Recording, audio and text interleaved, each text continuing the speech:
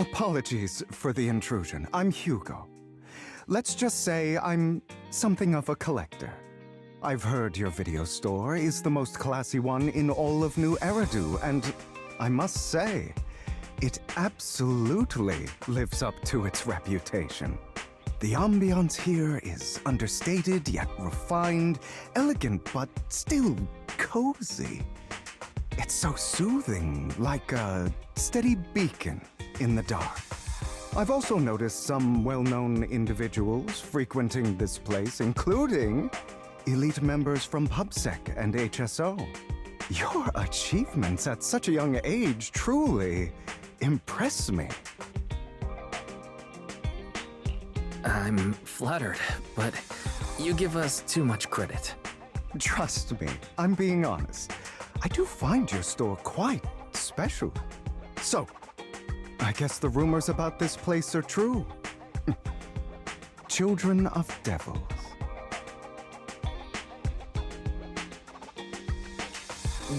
What are you talking about? I'm not following. Am I imagining it? Or do you seem really nervous all of a sudden? Children of Devils is an old movie I've been searching for, but it's so niche I can't find a copy in good condition. Or perhaps, did this movie remind you of something else? You're imagining it. I'm just surprised there's a movie we haven't heard of. No worries. Like I said, this movie is rather niche. Despite the word devil in the title, it's actually about vampires. I'm sure you already know. Vampires were a popular fictional concept back in the old civilization. Typically, they are pale-skinned, well-dressed, exuding a mysterious and dangerous aura. But beneath their immaculate facade lie lethal fangs for draining human blood.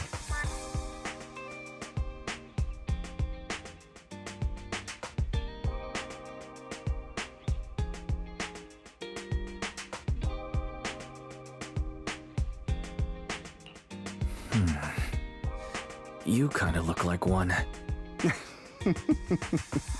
I'll take that as a compliment. Too bad vampires don't actually exist in New Eridu. Oh, and I don't feast on human blood. In fact, if anything, I'm hypoglycemic. Anyway, back to the movie. It's about a man who unwillingly turned into a vampire, and after years of plotting, finally kills his evil father and ultimately dies in the process. So, it's about patricide. You think so? To me, it's more like a revenge story. The villain just happens to be the protagonist's father. Well, it's a shame you don't have the videotape I'm looking for. I'll just grab a copy of every movie you currently have for rent. No offense, but you're being overly generous. You don't have any hidden agenda, do you? I understand the skepticism, but I simply wanted to express my gratitude for discussing such a niche film with me. Your store is like a collector's gem in itself. Please, consider my payments here as an investment in a collector's prized find. Your definition of a collectible is pretty broad, just as I'd expect from a collector. Because of my work, I happen to know some of New Eridu's upper echelon. Some even collect human organs. Just some rumors circling around. Hope I didn't spook you. No worries. I don't scare easily. I've seen my fair share of crazy stuff. Guess I was worried for nothing. With so many high-profile individuals visiting here, I'm sure you're well-connected and experienced in various fields. Speaking of which, there's a big industry auction coming up. They'll probably have lots of collectibles, maybe even rare videotapes not on the market. If you'd like to attend, just let me know. Oh, by the way, I saw a marketing event at Lumina Square. looks like there's a raffle going on. Go check it out if you're interested. Maybe you'll stumble upon something exciting, especially at a place so close to the upper class. After all, there are always secrets hiding behind the light. Well, thanks for today. I'll take my leave for now. Until next time, my precious friends.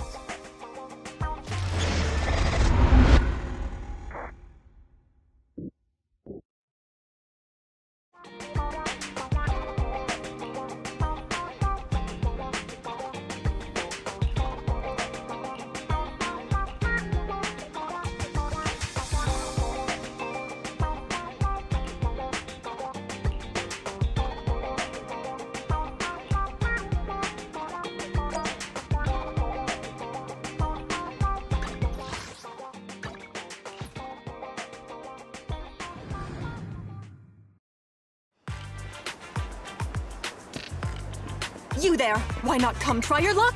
All sorts of prizes are waiting to be won!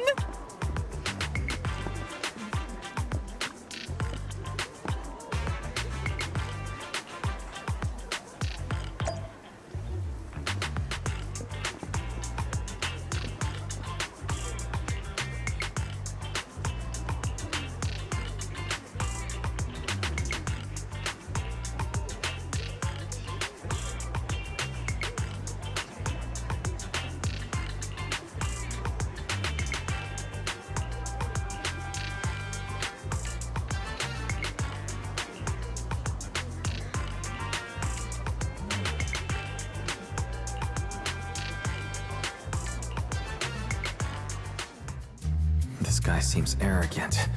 Maybe I should take a tougher approach with him. Quit the act. I've seen right through you.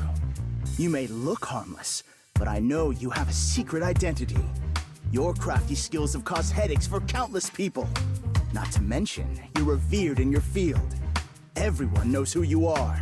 Your true identity is a member of the most infamous band of thieves in New Eridu, Mockingbird! Nonsense. I'm a law-abiding citizen and haven't done anything wrong. Exactly.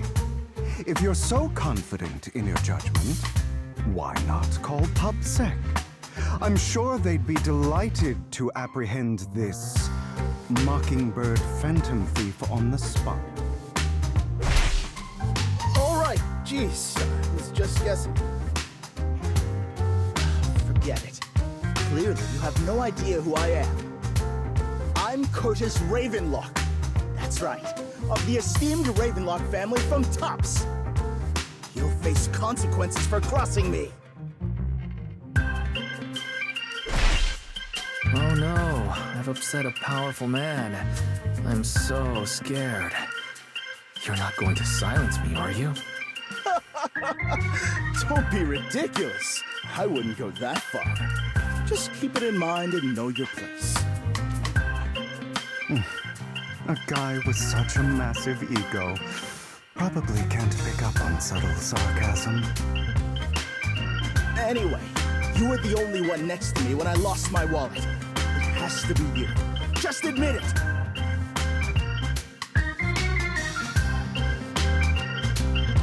Listen, you can't just throw accusations around. You'll be held accountable for what you say. I did not steal your wallet, but if you insist that I did, let's go to PubSec together. Of course, if you can't prove it, I'll be pressing charges against you. Press charges?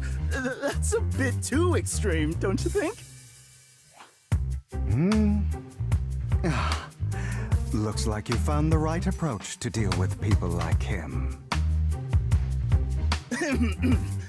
In any case, my wallet is missing. It had a ton of dennies, so someone's got to answer for that.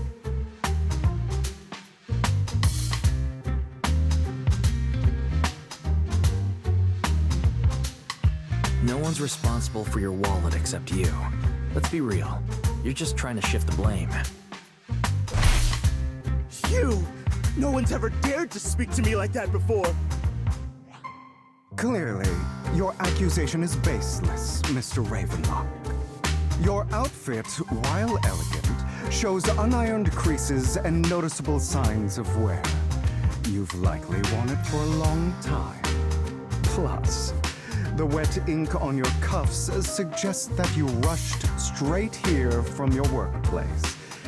Likely so you wouldn't miss today's raffle. All in all, it's clear you're not well off and quite careless. Chances are you lost your wallet yourself, and it probably didn't hold much cash.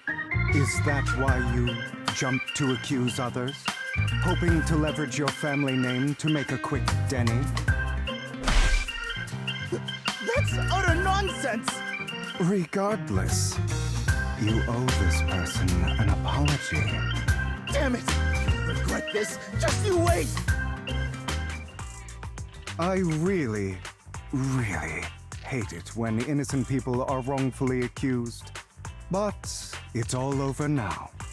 I hope it didn't ruin your mood. I still have some doubts. Did he really just drop his wallet? Regardless of what really happened, he got what he deserved. He should have known what would happen the moment he falsely accused you. People like that should have a taste of their own medicine. That sounds fair to me. Unfortunately, we don't usually see such fairness in our world, do we?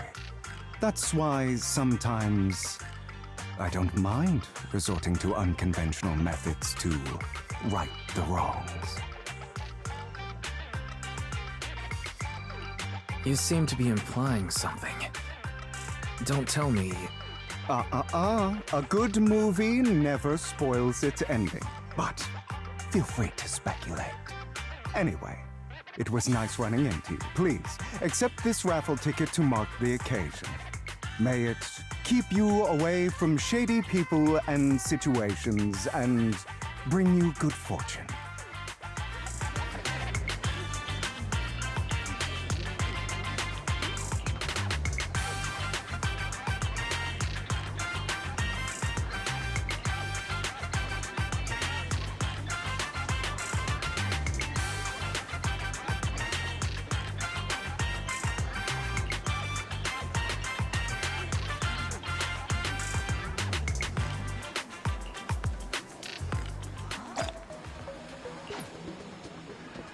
Anyone else?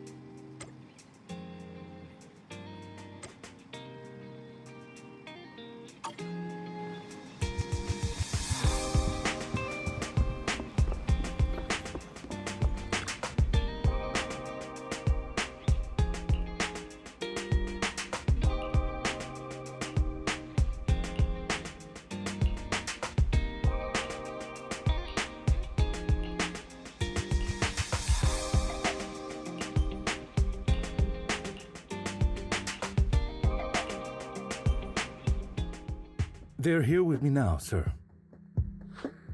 I'm glad to have the chance to speak with you, young'uns. Helios Academy used to be a peaceful and comforting place. You know about Helios Academy? Yes, I do. And I knew your teacher, Carol. She was a kind person. I was truly sorry to learn that she was the one held responsible for the fall of the old capital. She was innocent. There must be something else behind it. I hope so too. It's just that the fall of the old capital still weighs heavily on us all. But I believe you just got caught up in all of this. I'm sorry for what you've been through over the years. It must be tough. One day, we'll find the evidence to clear her name. Then I sincerely wish you success. The real reason I reached out to you is to tell you something very important. Something about your eyes. I stumbled upon some of the data Carol left behind. She spent much of her time studying ways to minimize the side effects of your eye implants.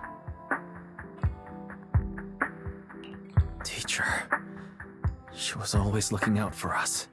Yes, which is why I believe this was her final wish. As her friend, I want to see it through.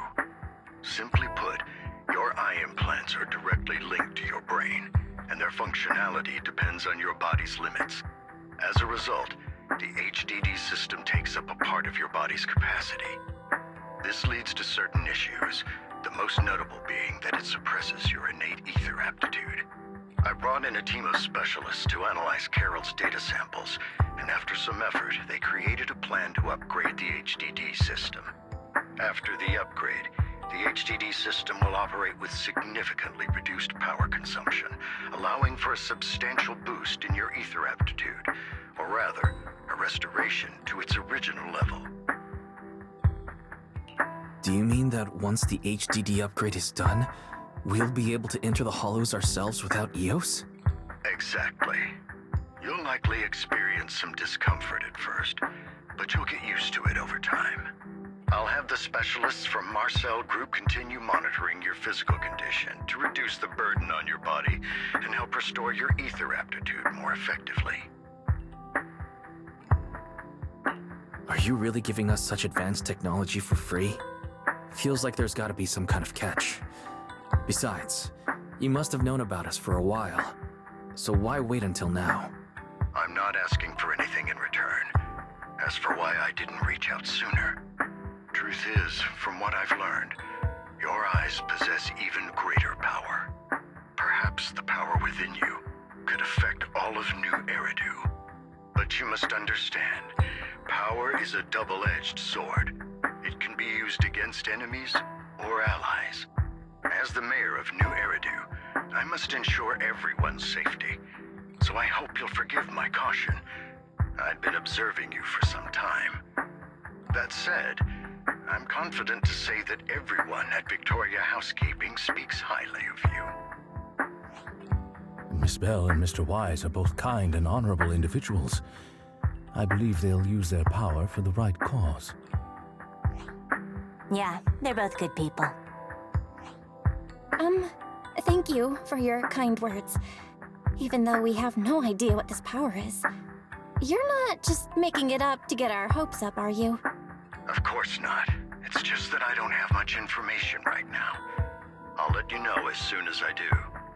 Well then, I'll let Lycon assist you with upgrading the HDD system. Rest assured he'll guide you through everything. You should be able to follow him with your knowledge. If you would follow me.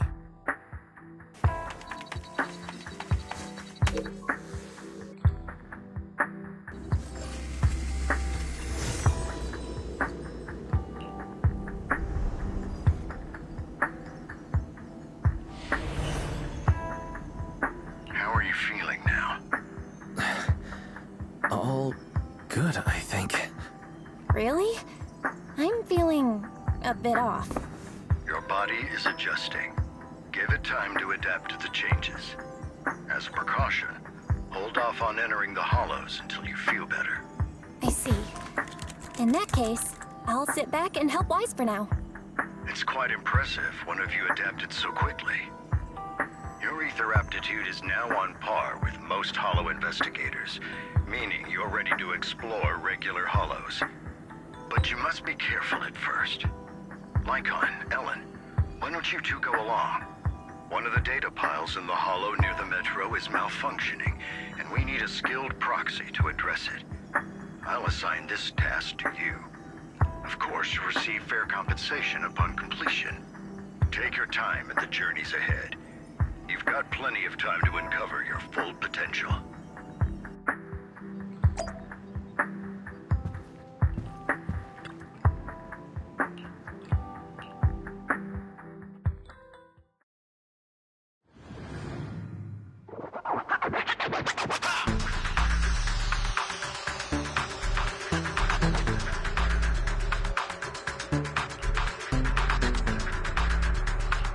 Master Proxy, the data pile that the mayor mentioned is in this direction.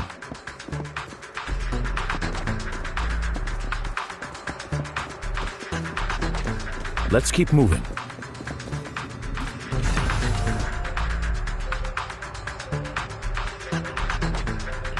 The data pile that the mayor mentioned is near that garage ahead.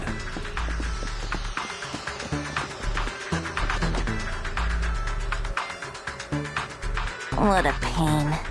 There's nowhere else to go. We'll have to move the train.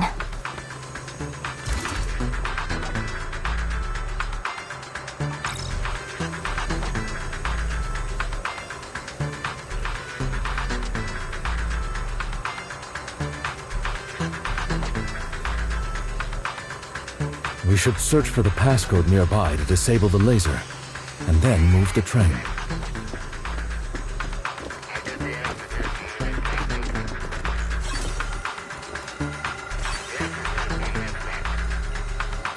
I get it now. We should be able to enter the passcode now.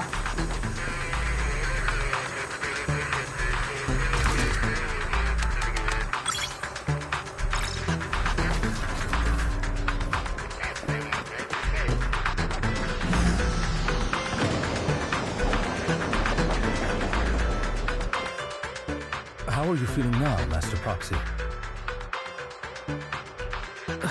Not good. I feel like I'm gonna pass out. Glad to see you're well enough to crack jokes. If you feel any discomfort, please let us know at once. Yeah, I'll carry you on my back if needed. Really? Can you carry me right now? Let's finish the task first, Master Proxy. You've always had a sharp mind, and now you've got the muscles to match. Thanks for the compliment. No, I was just thinking. When will you pick up some fighting skills? If you can fight, you can handle things in the hollow all on your own. That'd be pretty neat.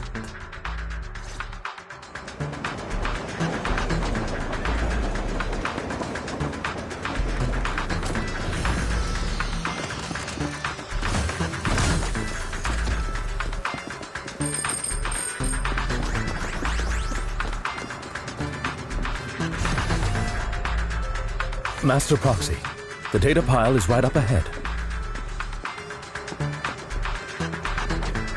It seems to be guarded, however.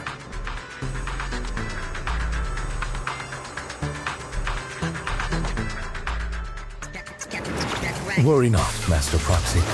We'll ensure your safety. Thank you. Sorry. I still need you guys to protect me. Seems like I'll need to work harder. Roxy, you don't need to push yourself so hard. I'll help this time. You're already pretty great. Just leave the rest to us.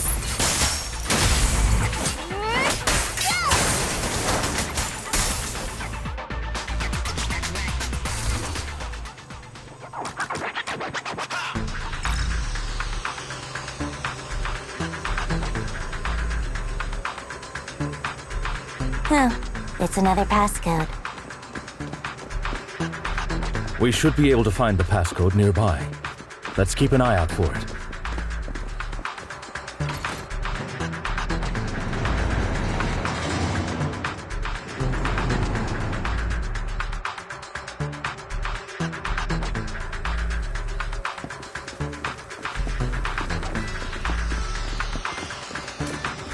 Maintaining the data piles in the hollows requires a proxy with the utmost professionalism.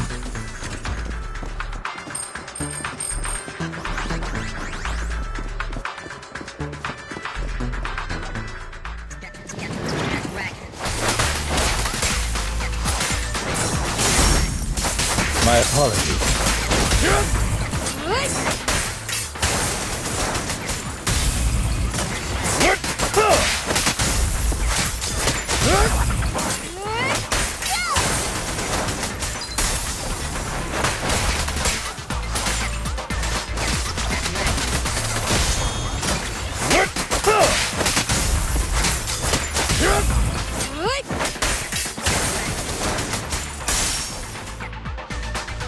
Master Proxy, let's take a look around this area. We might be able to find clues regarding the passcode.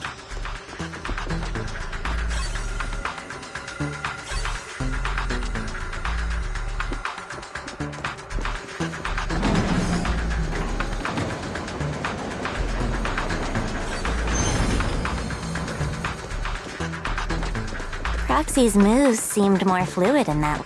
Master Proxy, this should be the second passcode.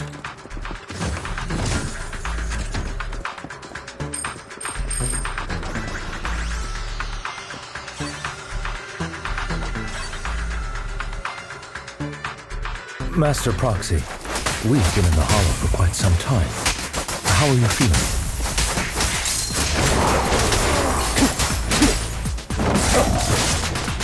I feel fine. Nothing unusual, actually. That's good to hear. After all, this is the first time you've entered a hollow since the system upgrade. Best not to overdo it.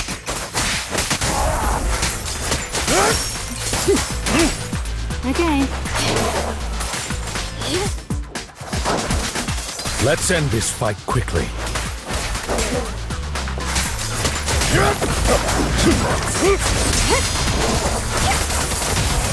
Stand still.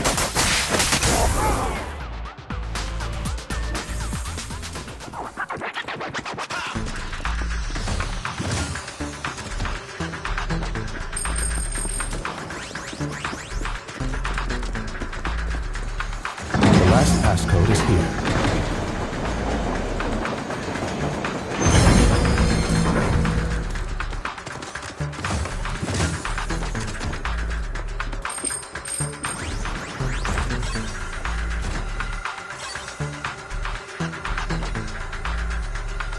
All right, that's all of them.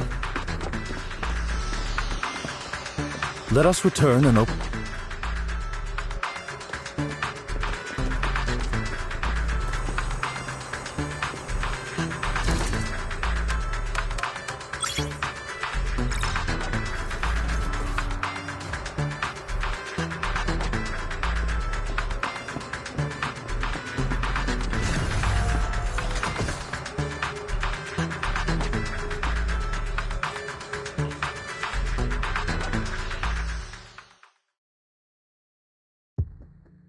The mission was a success, sir. Master Phaeton's performance was outstanding. Excellent. You truly are exceptional. I'll be frank. I contacted you because I need your expertise for an important task. I'd like you to participate in an auction and help me secure an item up for bid.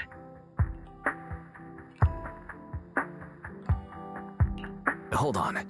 Is it the same auction I heard about? The one with all the high-profile attendees?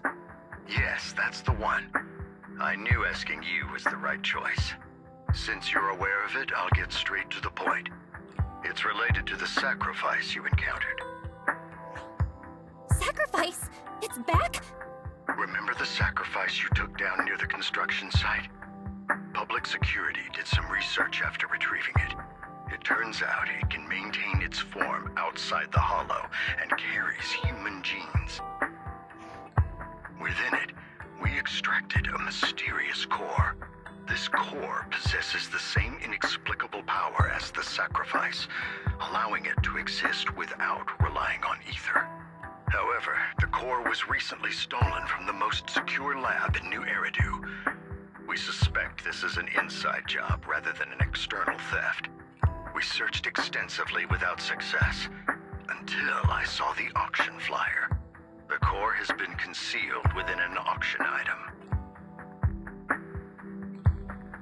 So you want us to bid on it at the auction. But why us? The power of the sacrifice is highly volatile and destructive. We must keep it confidential, at least for now. And I, as mayor, am not suited to participate in the auction myself. Plus, I'm running checks on my inner circle due to the theft. Frankly, there aren't many people I can trust. Don't worry, the funds are covered, and Victoria Housekeeping will be assisting you.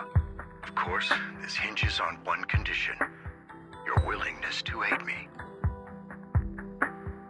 All right, we'll give it a shot. Thank you very much. I knew that I could rely on you. The only hurdle now is the invitation. It's exclusive to Tops, so obtaining one might take some time. I'll handle that promptly. I'll leave the rest in your capable hands. You seem a bit puzzled, Master Proxy. The relationship between the mayor and Tops seems rather delicate. You're quite perceptive. As you know, the roots of New Eridu's governance lie with the Mayflowers, while Tops is a conglomerate of companies. Power and profit often lay the foundation for conflicts, which is why securing invitations could be tricky for us. Things would be much easier if Tops weren't so involved. But worry not, Master Proxy. It may take some time, but we will overcome these obstacles.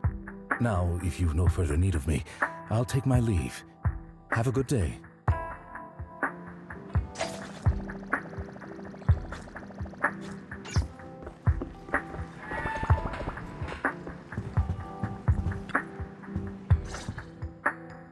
Didn't that collector Hugo mention if we wanted to attend the auction, we could give him a call?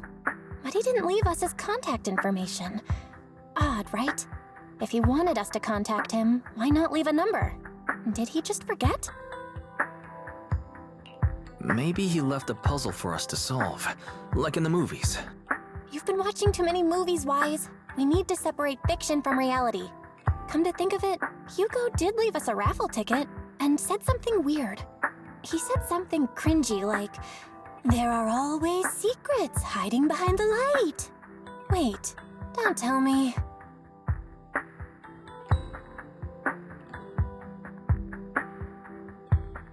I get it now. This guy watches way too many detective movies. Anyway, let's try contacting him. Ah, it's you, the manager of my favorite video store. Glad you've cracked my little puzzle. I've been waiting for you to contact me. I was worried I might have left a bad impression. Actually, I have a favor to ask. About the auction you mentioned. Could you secure 2 invitations for us? Ah, so you'd like to attend the auction? I'd love to assist, but unfortunately, I have some tasks at hand. But if you two can help me with my current task, I should be able to find time to get the invitations you need. What kind of task? Is it something I can handle? Nothing too dangerous, I hope. Don't worry, I would never put you in danger. Let's discuss the specifics in person. I'll wait for you at Do Gardening Shop in Lumina Square.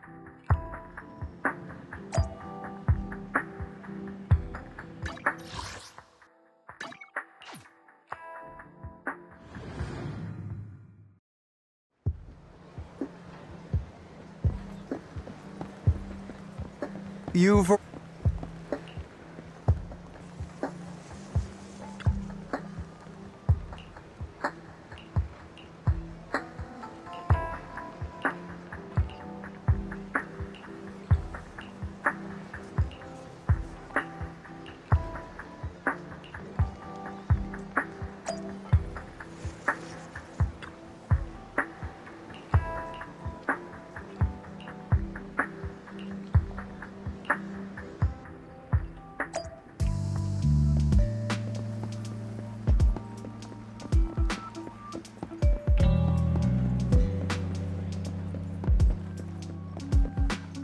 another waste.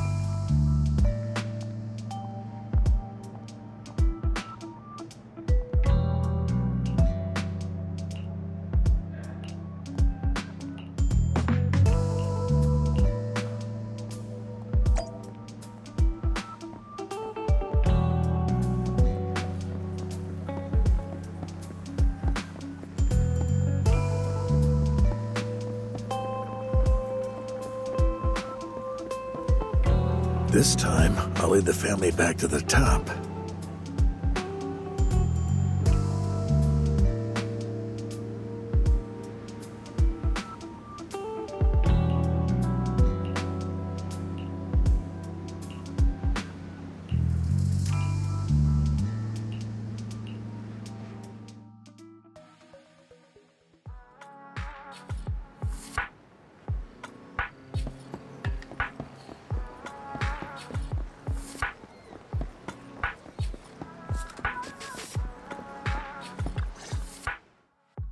Good day, manager. Wonderful to see you again. You're as sophisticated and charming as always. About our previous discussion, I assume you've made some progress?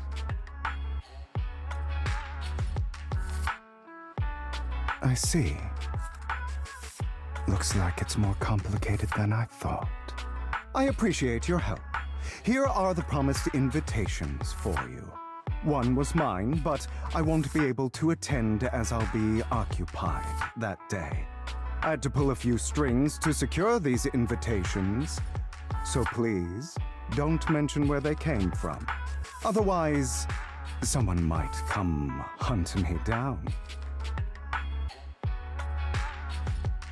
Wait, seriously? Is the auction really that dangerous? Well, when you dance with sharks, you can't avoid risk. But I have faith in you, dear manager. I'm entrusting you with my life.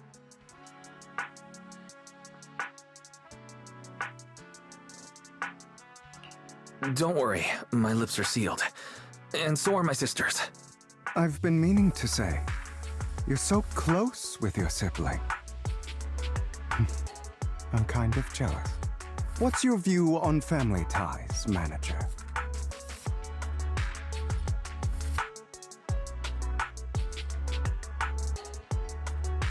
It's a bond you have to maintain carefully.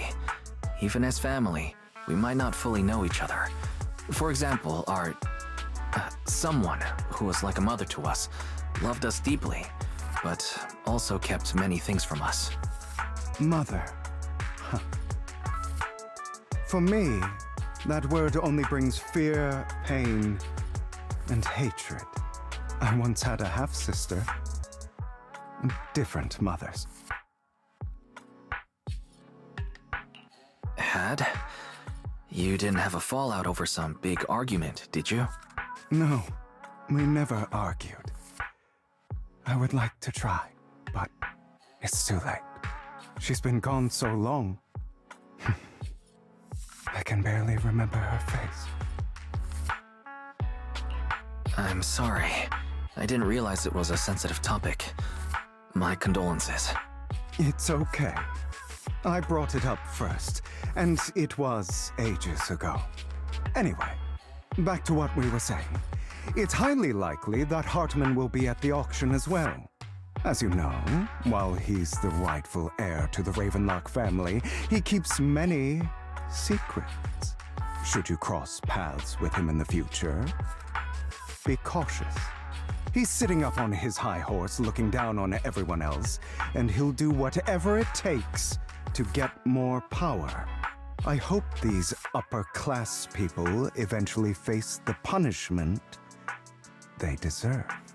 Too bad the scales of fate lean one way or another, unless someone steps in to tip them back. I digress. That's all for today. I have some errands to attend to, so I'll take my leave. Have fun at the auction.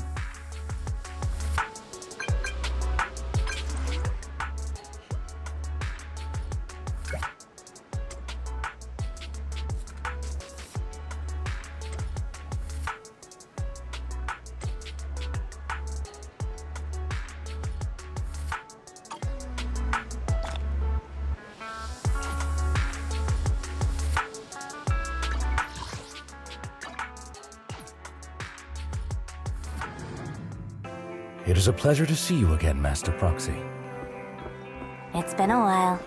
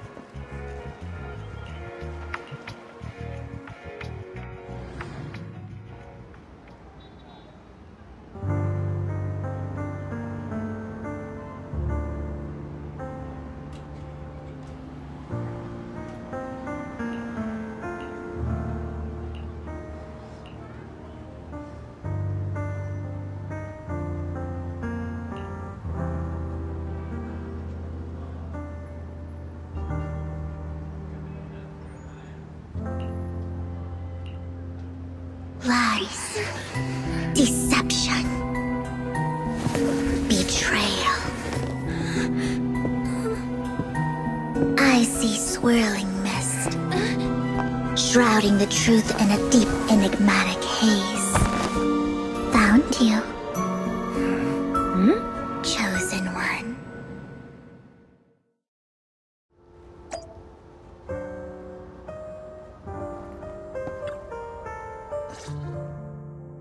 You are exactly as I thought you'd be. Chosen one? What's that? Sounds like something from a tacky novel that was popular a decade ago. Words can only convey so much, so it's understandable if what I say doesn't make sense to you now. But you'll know what I mean soon enough. Young lady, I know you might think I'm lying, but I'm telling the truth.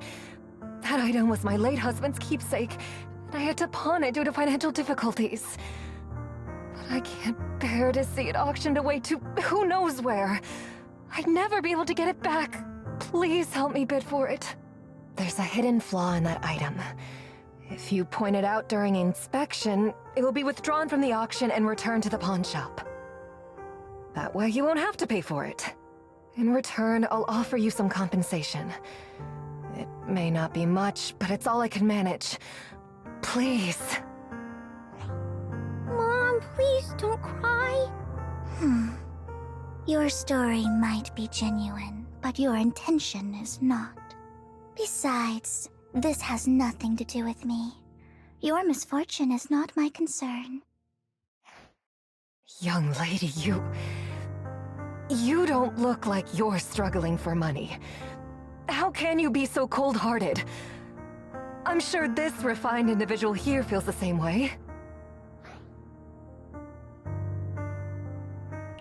Huh? Are you referring to me? Yes, you! If you're willing, could you please... The auction is about to start. I'm not sure how you gained entry, but I'm sure you don't want to be driven out with your daughter.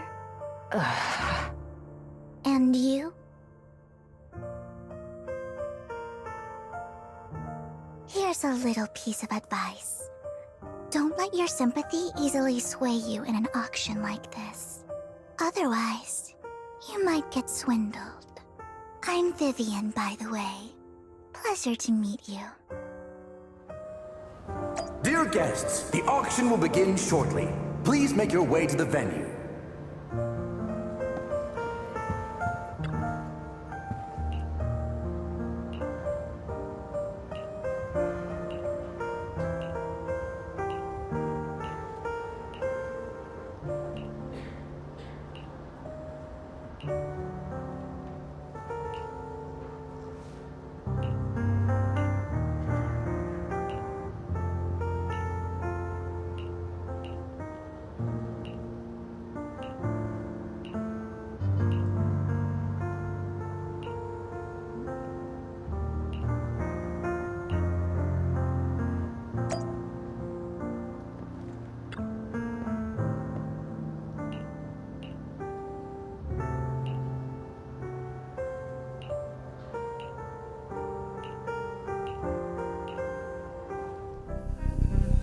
be from the Ravenlock family, but he's been entering the lottery in secret.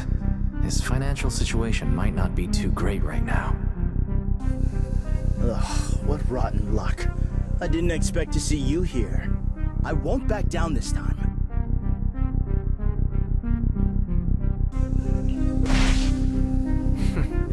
Aren't you that bigwig from the Ravenlock clan? Surprised to see you at the same auction as us commoners. This is the top auction in the industry. I really don't know how you got an invitation, but I doubt it was through legitimate means. You seem a bit hesitant. His accusation isn't true, is it? You should just give up already. I'm dead set on getting this item.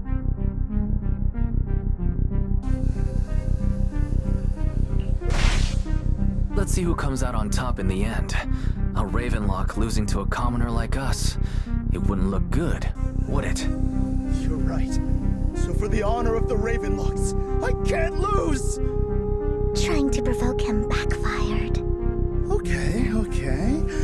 Let's not rush into inflating the price. Seems like it's just the two of us interested in the item. Why don't we discuss this in private first?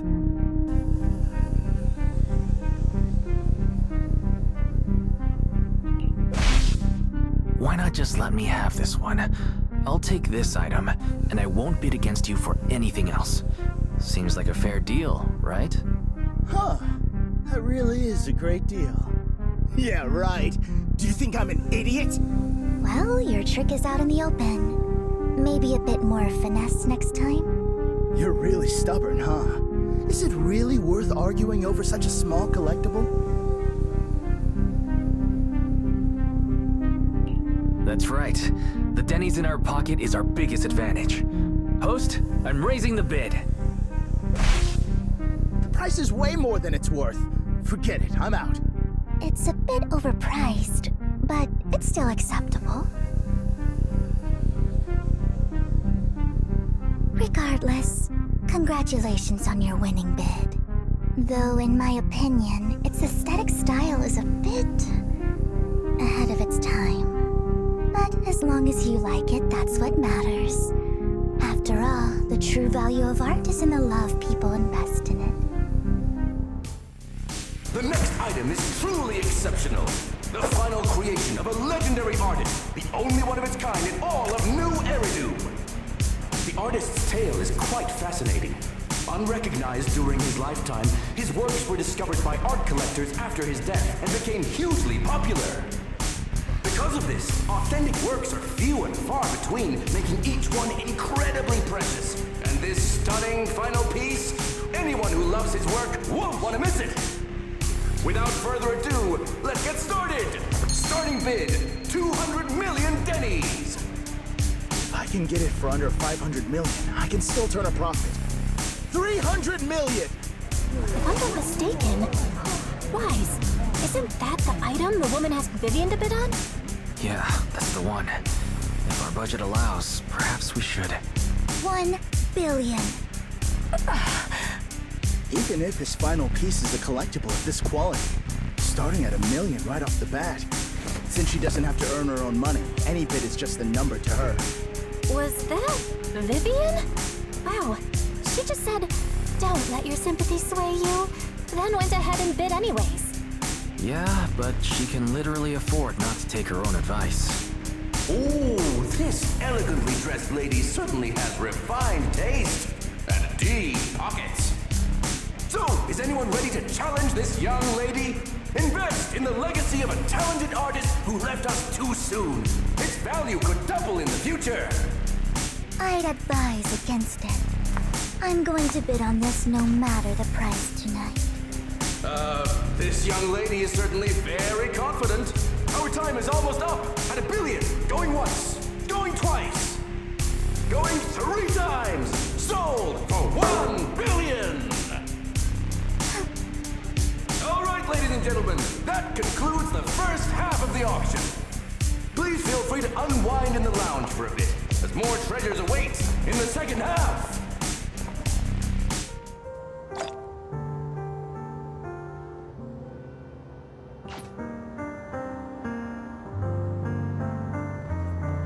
The coffee here is drinkable. You have a strange look on your face. Despite her ruthless exterior, she's actually quite kind-hearted. Though you wouldn't dare think that, would you?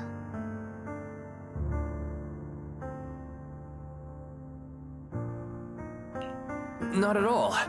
That's not what I'm thinking. You're not being honest, and I don't appreciate deceit. Just to clarify, I didn't assist that woman out of kindness, nor do I plan on giving up the item I just purchased, because it's nothing more than a common scam.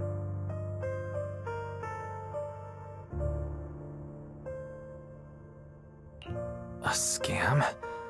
So you're saying that woman is a fraudster? They'll tell you a tragic story, begging you to help bid on a collectible at a high price. They promise a reward and guarantee the item will be withdrawn from the auction, so you think you won't have to pay anything. But the reality is, once you bid, the deal is done. No going back, and you end up shelling out a hefty sum for something worthless. So why did you still bid on the item? I really enjoyed the story of that legendary artist. Art at its essence sells stories, doesn't it? I'm willing to pay the price for the stories I choose. That's another lie. Looks like you believed me. Okay, you got me again. Let me give you another piece of advice. Appearances can be deceiving. People often mask their true intentions. Sometimes, what you can't see is the real truth.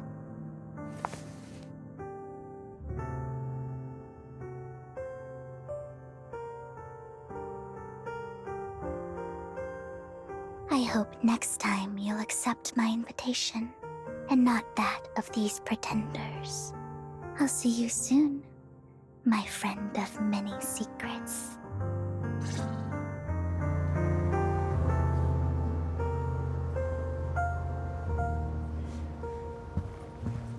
The second half of the auction is about to begin. Please make your way to the venue.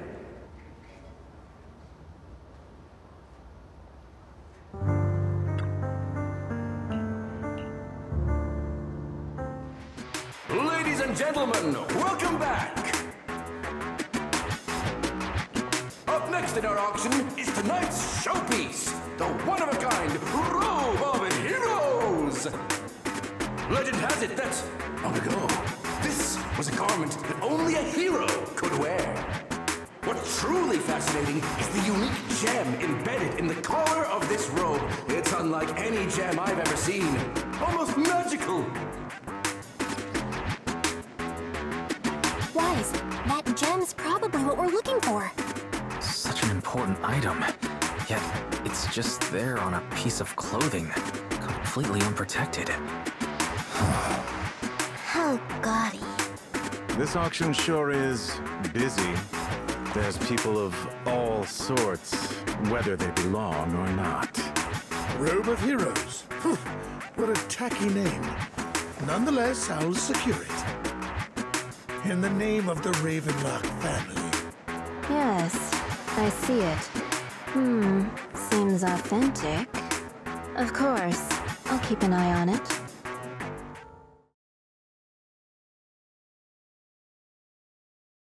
I didn't expect this to drag on so long. I believe there is no meaning in continuing this senseless bidding war. Frankly, wasting time irks me more than squandering money. So, my friend, let's cut to the chase. What did you have in mind? This man is pretty shrewd. Maybe I should match his energy.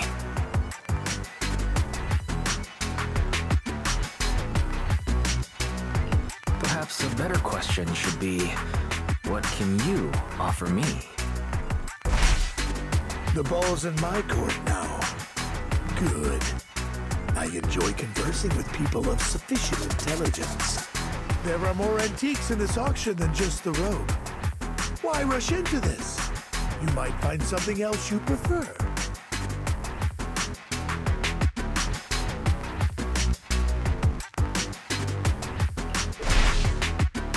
a collector, so I'm not into antiques. That robe just caught my eye. In that case, how about we strike a deal? All I want is that gem. So, if you cease bidding now, I'll take the gem and you can have the rest of the robe. How does that sound? We called our bluff. The Ravenlock family always gets what they desire. If you have any doubts, feel free to ask around. What a coincidence. I, too, always get what I want. You're quite confident. You know when to stand your ground. Well done. My time is valuable, my friend. I've already lost a significant amount of dennies talking to you. If I offer you a token of appreciation, let's say a hefty sum of dennies, would you consider backing out of this bid?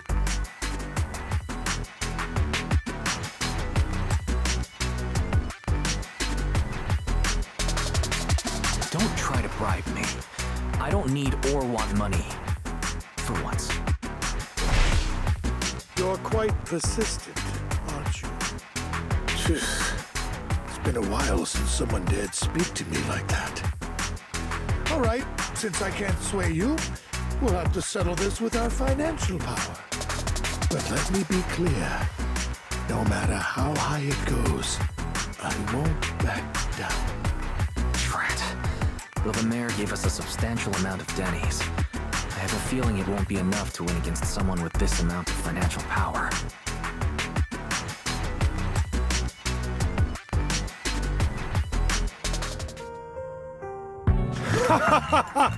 Thank you, everyone. It appears I'm the final winner of this auction after all. Well, I'll be taking this masterpiece with me. Of course.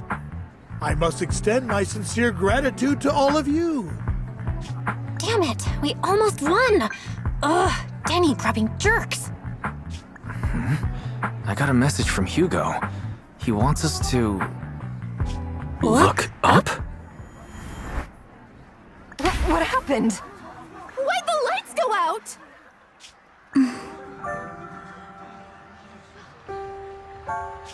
What's going on? The power went out? Mommy! I'm scared! Ladies and gentlemen, welcome to tonight's auction. My apologies for the long and dreary opening. Losers always have a lot to say. That guy looks familiar. Is that... What are you all standing around for? Someone deal with this intruder! How uncouth. I'm simply here to reclaim what's rightfully mine. You! When did you? Well then, tonight's show is coming to an end. I wish you all a lovely evening. Yours truly, Mockingbird. After him! Catch that thief or forget about getting paid tonight!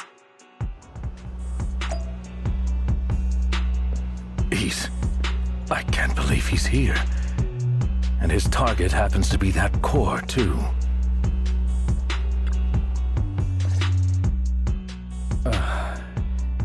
Forgive me, Master Proxy, but that... Mockingbird and I have... history. You might find it surprising, but I know him too. You do?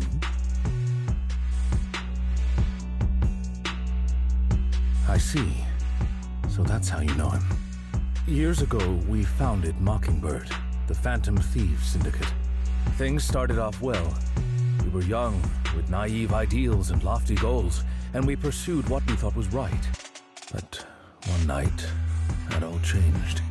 There may have been signs of what was to come, but no one noticed them at the time, or perhaps we chose to ignore them. Eventually, I left Mockingbird and accepted the olive branch extended by the mayor. The separation was, shall we say, less than amicable. And my dearest friend, the became my sworn enemy. Master Proxy, if I may ask, what do you think of Hugo?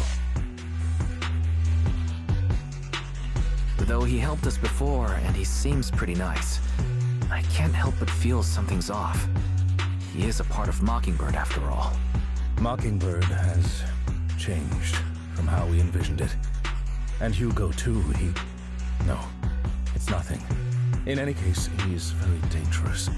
I'm still unsure of his intentions, but we cannot risk letting him have the sacrifice core.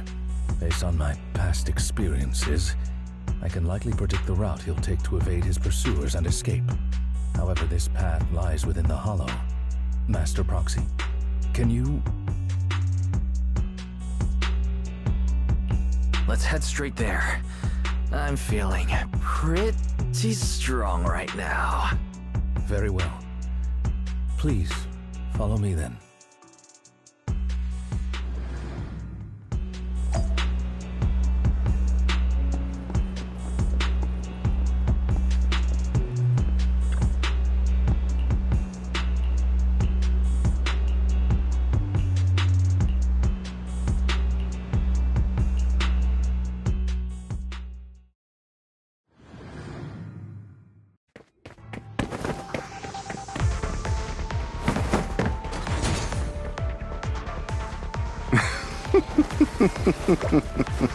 As I thought, Hugo really is here.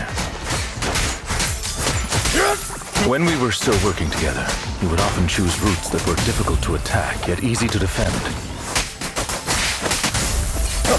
Master Proxy, the layout of the port is complex. Ethereals may jump out from any corner.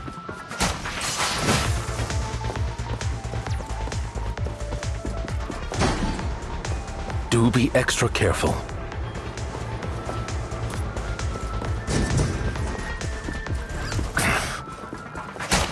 There are so many Ethereals, but they don't seem to be phasing him at all.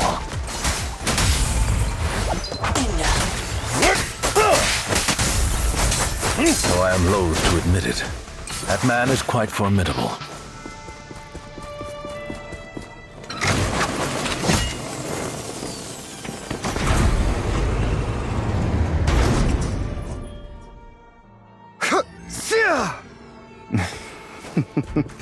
Goodbye, my friends. Pay his provocations no heed.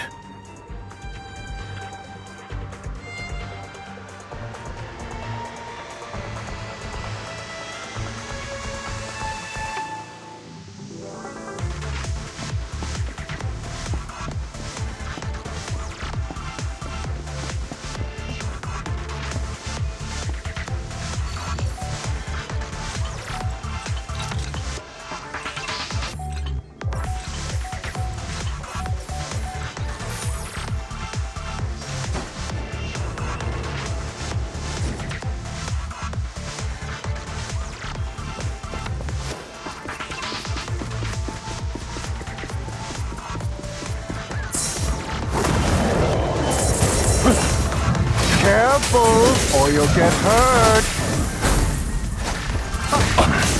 I'm not going to let you have your way. Master Proxy, that's one of Hugo's weapons. Make sure to avoid it.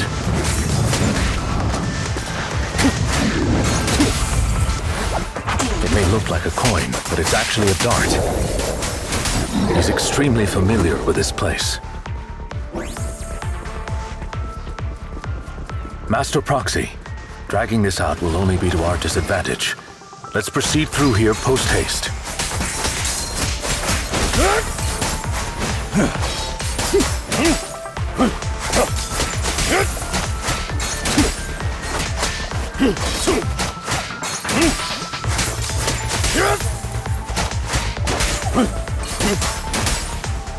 The mechanism here isn't damaged.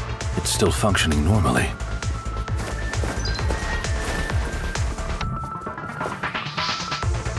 Something's not right. It feels too easy, almost as if you let us through on purpose.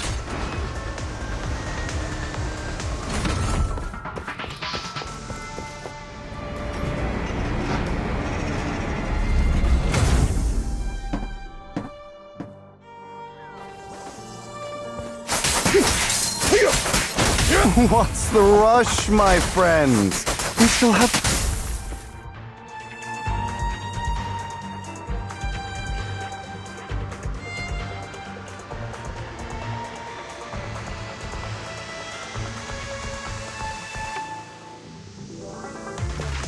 This must be the right way. Not to worry, Master Proxy. We'll be able to catch up to him soon.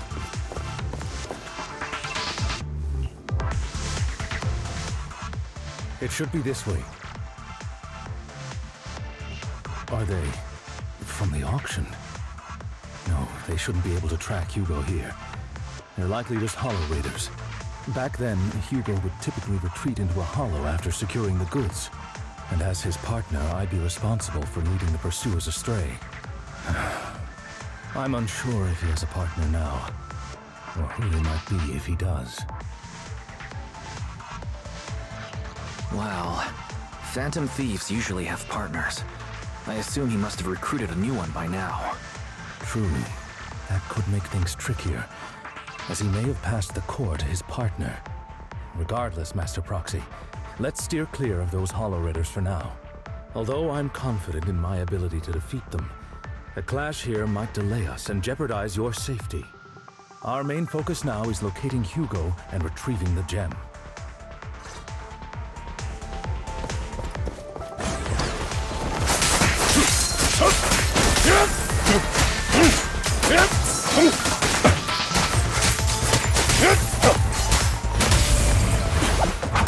Stay calm now. Stand still. He should be nearby.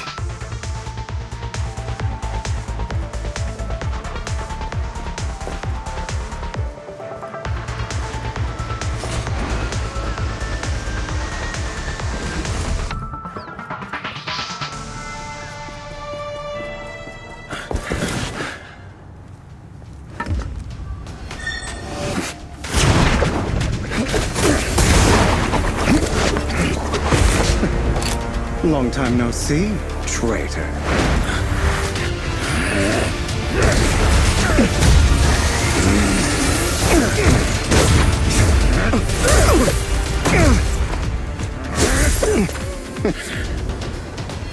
It was you who broke the oath, not me. You haven't changed, pompous and self-righteous.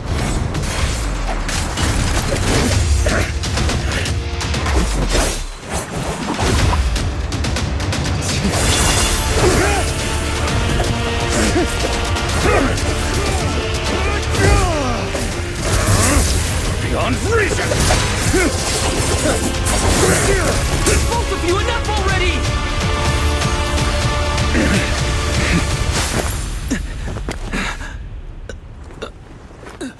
Master Proxy.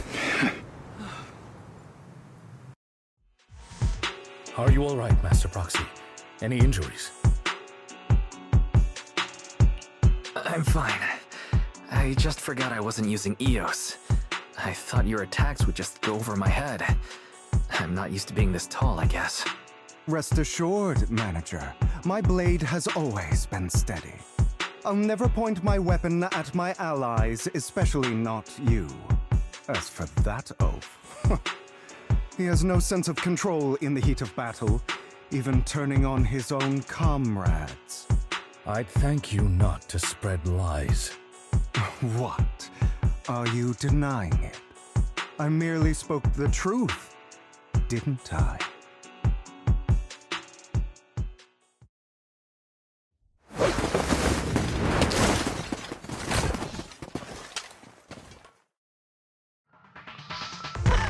Thought we were in for a tough day, but it seems we struck gold in the end. If you value your lives, you better hand over all your etheric resources and any other valuables you've got. I have no conflict with you, gentlemen. I'm here for personal reasons, not to mine ether resources. Cut the crap. It's been a rough day, and we need something to make it right. Whatever your business is, pay your dough or bite the dust. pay our dough. This is the Hollow. You're not claiming this Hollow as your own, are you? Not even the current mayor of New Eridu would dare to make that assertion. Am I correct, Mr. Mayflower Watchdog? You sure have a mouth on you, pretty boy. Don't push it. We've buried idiots like you in the Hollow before, and soon you'll be joining them. I'd urge you to reconsider. Huh? Unfortunately, your kind advice has come too late. They've already worn my patience thin.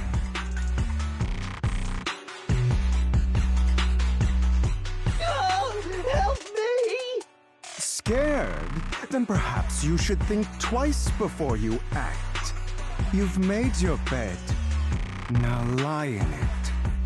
Sorry! I'm so sorry! Please have mercy! Spare us! We won't do it again! Are you quite done blowing off steam? Don't kill them. I'll hand them over to public security once we're out of... Who do you think you are to tell me what to do? They weren't planning to show you any mercy, yet you forgive them so easily. You haven't changed at all over the years, Lycon. To hell with you and your foolish fantasies of being some almighty savior. Haven't you learned your lesson from what happened with your eye and legs? My principles remain unshaken. No one has the right to take another's life. Sinners deserve punishment. Do you know how many lives they've taken? I'm merely delivering the justice the world needs. It is not our place to pass judgment. I know I will not sway you. There's no point in continuing this argument. I will stop you. I always will. Go ahead and try. I will defeat you. I always will. Be prepared to kneel before me, traitor. You talk too much.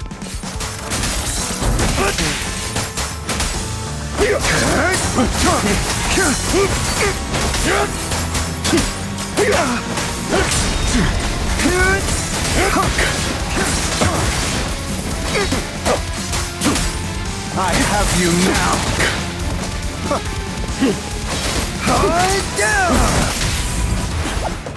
Proxy, I'd advise against trusting anyone from the Mayflower family. Do you two have to fight? My apologies, dear manager, but I'm itching to teach him a lesson. Shut up!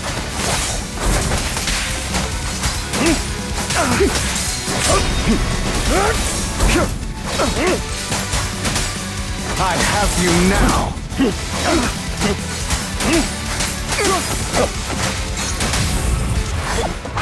Stay calm.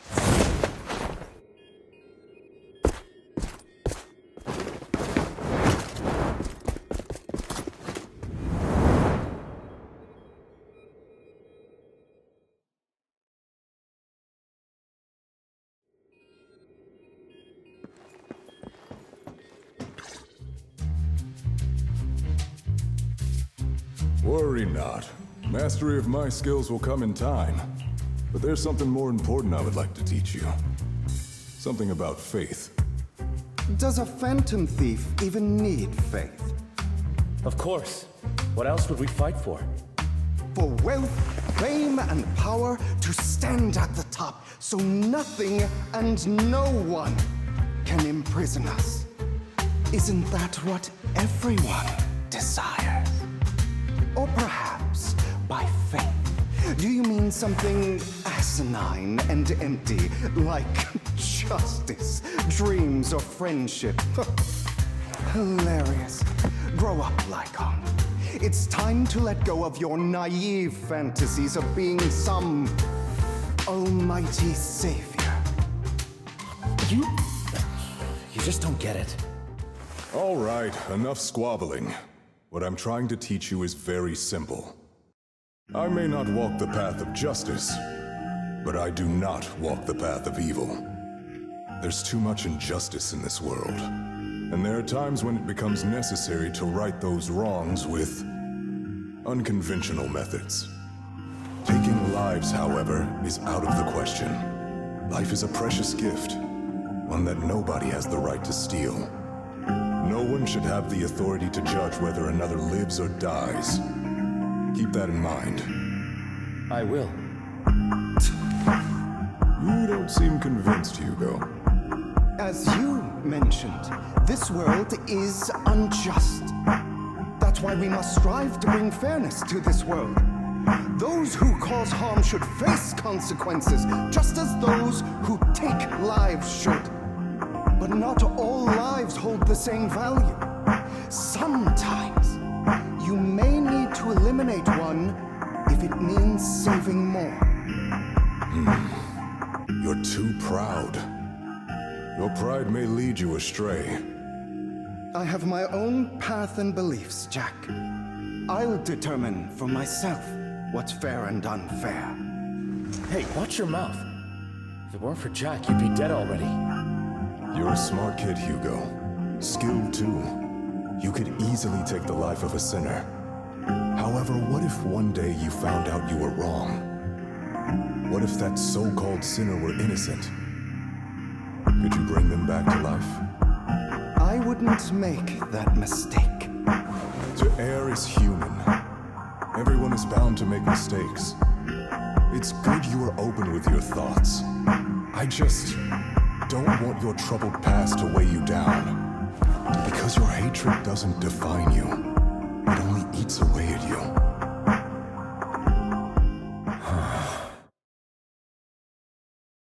Are you okay, Lycon? You've been quiet for a while. My apologies, Master Proxy. I was just reminded of some past memories.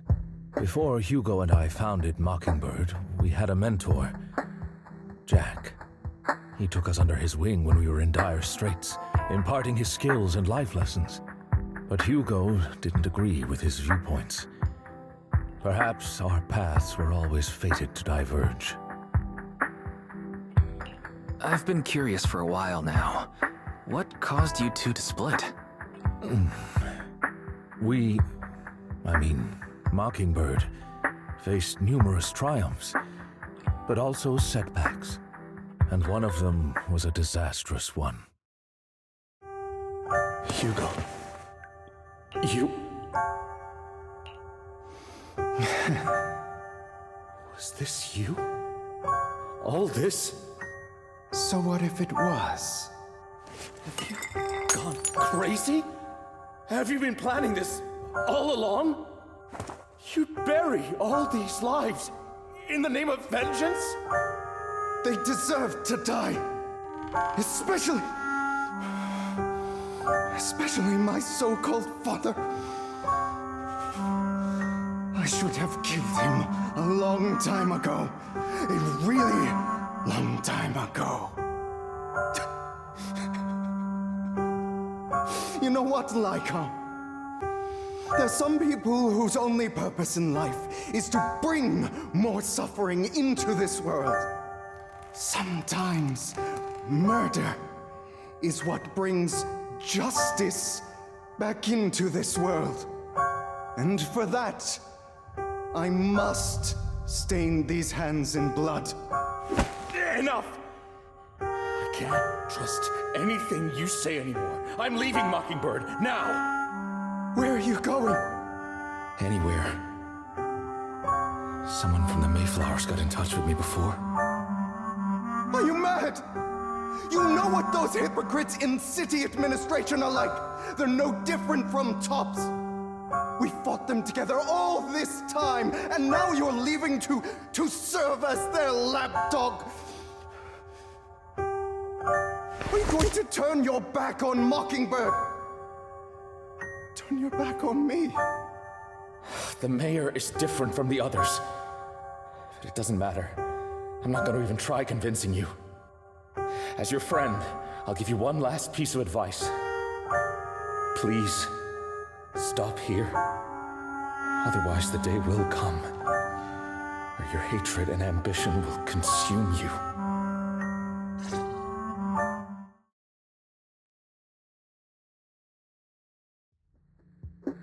My apologies, Master Proxy, that you had to hear such an unpleasant tale.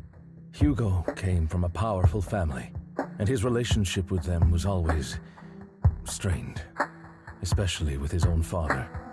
So much so that Hugo wanted to personally put an end to him. After shouldering a mountain of injustice, Hugo ran away from home.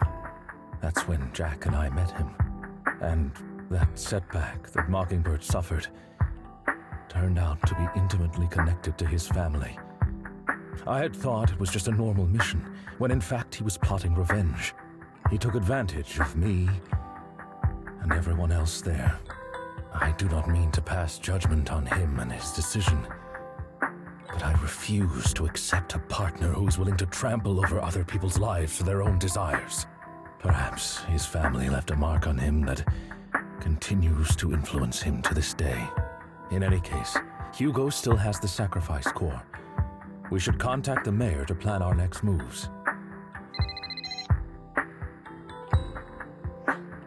A pleasure to speak with you again. Lycon has already filled me in on Mockingbird stealing the sacrifice core. I'll deal with it. Anything else we can do to help? I mean, we didn't manage to complete our mission. No. You've done well. It's just not appropriate for you to get involved in what's to come. We've been through far more dangerous situations. Plus, we've dealt with Mr. Mockingbird before, so maybe we could help you. Really, I appreciate your kindness. It's just... Very well. Seeing as you're all people I know I can trust, I'm going to be frank. Not long ago, I received a letter declaring criminal intent. Sir. Lycon, I know you don't want to place them in danger. I feel the same way. However, I believe they deserve to know the truth. That letter threatened to use a sacrifice to take vengeance against the entire city of New Eridu. What do you mean by vengeance? I believe the person, or the organization, who sent the letter is planning to use the sacrifice to mount a large-scale attack against the city. Everything we've uncovered so far seems to support this hypothesis. As you know, the sacrifice's true power is a mystery and cannot be controlled if anyone attempts to use it as a weapon. This is no small issue. If this gets out, it'll send the public into a panic. Please promise me you'll keep things confidential. Then let us help out. We can do our part too. But it's like I said before, it'll be too dangerous for you. Whichever way you look at it, you're still citizens of New Eridu, and as mayor, it's my duty to protect you. Plus, Carol would be furious with me if I put you in danger. If she were still around. Anyway, I'm not at liberty to discuss this matter any further. Please rest assured that we will handle things properly as the administrative authority of New Eridu. That's right. Master Proxy, please trust us. So that'll be all for today. Goodbye for now.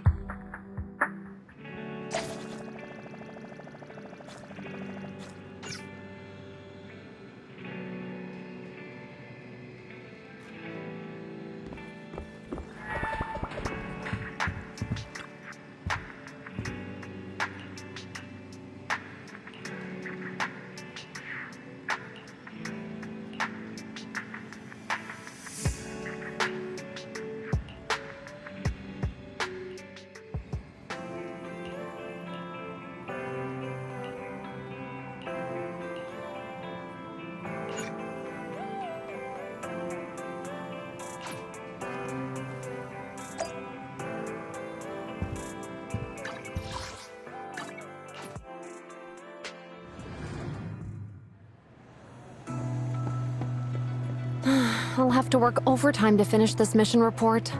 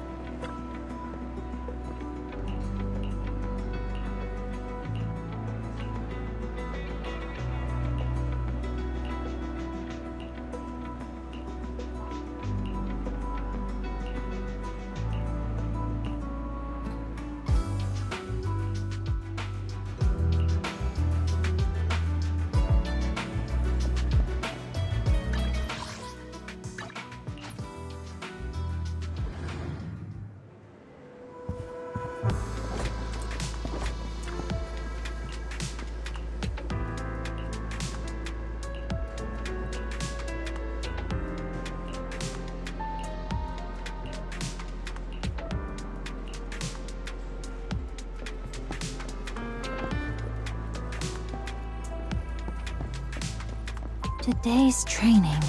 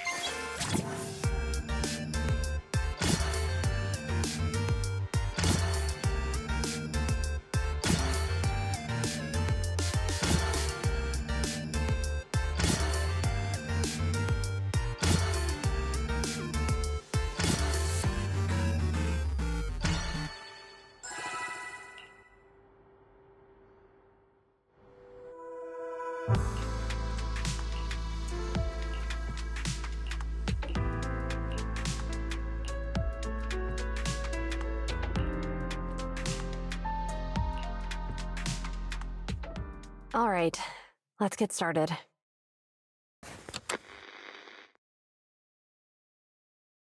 I'm probably not getting out of this hollow, but at least this tape recorder still works.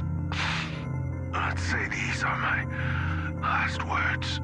I gave away my anti-corruption equipment to save those civilians, so I'm not in good shape.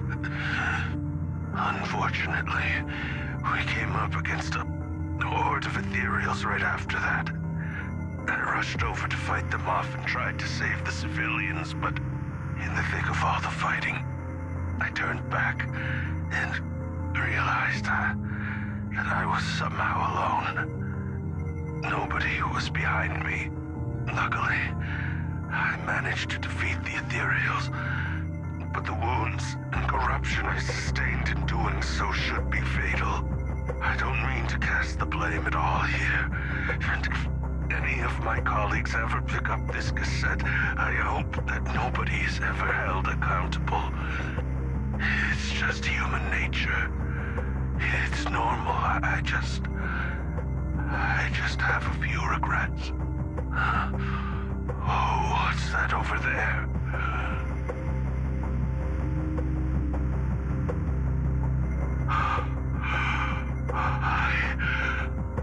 I've seen a miracle. Yes, that thing is right. So long as humanity is in constant conflict against the Hollows, we'll never be able to grasp true power. Only by embracing everything. It's the only way. Only by embracing this power can everyone survive. Oh, Creator, please grant me this!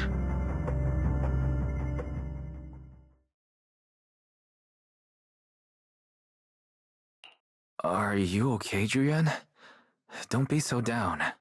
Thanks. I'm okay. It's just, even though we had our suspicions, now that everything is out in the open, I can't help but feel a little... Well, at least now I know the reason why he changed. What did Bringer see during the recording? Whatever it was, he called it a miracle. I saw the mission report from that incident. Bringer emerged from the Hollow unscathed, completely free from injury or corruption. Plus, I remember him rescuing a few civilians and walking out of the Hollow together with them. But if that's the case, then it's at odds with the audio we heard. Which one is the true version of events? It's possible that both are true. Like if Bringer actually met a real god that completely healed his body and helped him save the others. And that's why his mood changed so much. Why he started believing the Exaltists. Because he witnessed a miracle. That sounds like a reasonable speculation at this point. But it still exceeds the limits of what we know. In any case, it's a clue that ultimately points to the Exaltists. I'll keep pulling this thread and see where it leads.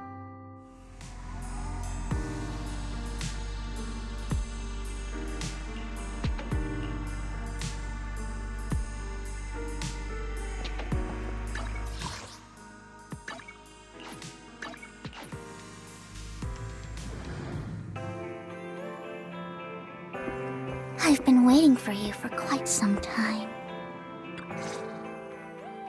We meet again, Master Proxy. I imagine you've already managed to gain some info from the conspirators. About some people who wish to use sacrifice to launch an attack on New Eridu.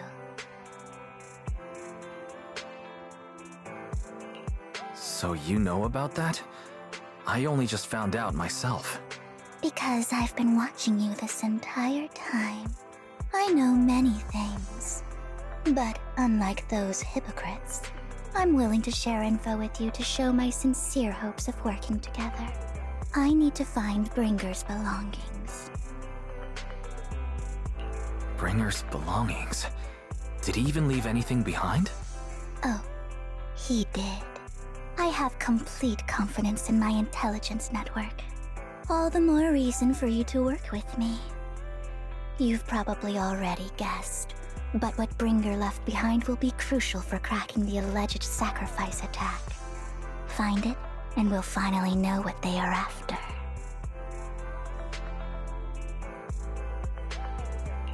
Who do you mean by they? The Exaltists, of course. They're always lurking whenever something related to sacrifice comes up. Actually, the Exaltists and I, we have a bit of shared history. But no more than that until you officially agree to work with me.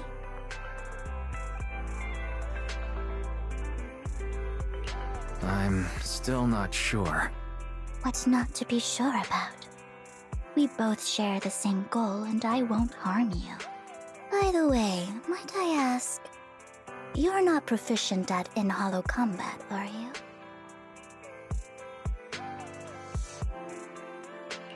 No, I can't fight. As I expected. Not to worry. You're an invaluable proxy. All I require is for you to guide me. I mean, not even my darling Lord Phaethon can fight in the hollows. Hang on. What did you just say? Your darling Lord Phaethon? That's right. The best proxy in all of New Eridu.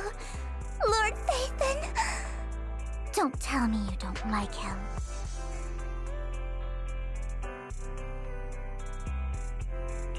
It's not that I don't like him. It's just, it's a little complicated.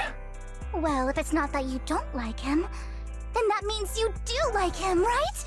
And I know exactly how you feel. My love for Lord Phaethon is really complicated too. Great, you're a fan of Lord Phaethon too. But that makes sense. All of New Eridu ought to be fans of Lord Phaethon. How should I put this? I'm not really a fan of Phaethon. I get it. You're ashamed. Because you love him so much. I went through a phase like that once. But it's okay to be brave and admit your love. Relax. I'm with you as you make your journey, fellow fan. Oh my. Once I start talking about Lord Phaethon, I just can't help myself. Look at the time. I suppose that's all for today then. I'll be in touch with more news.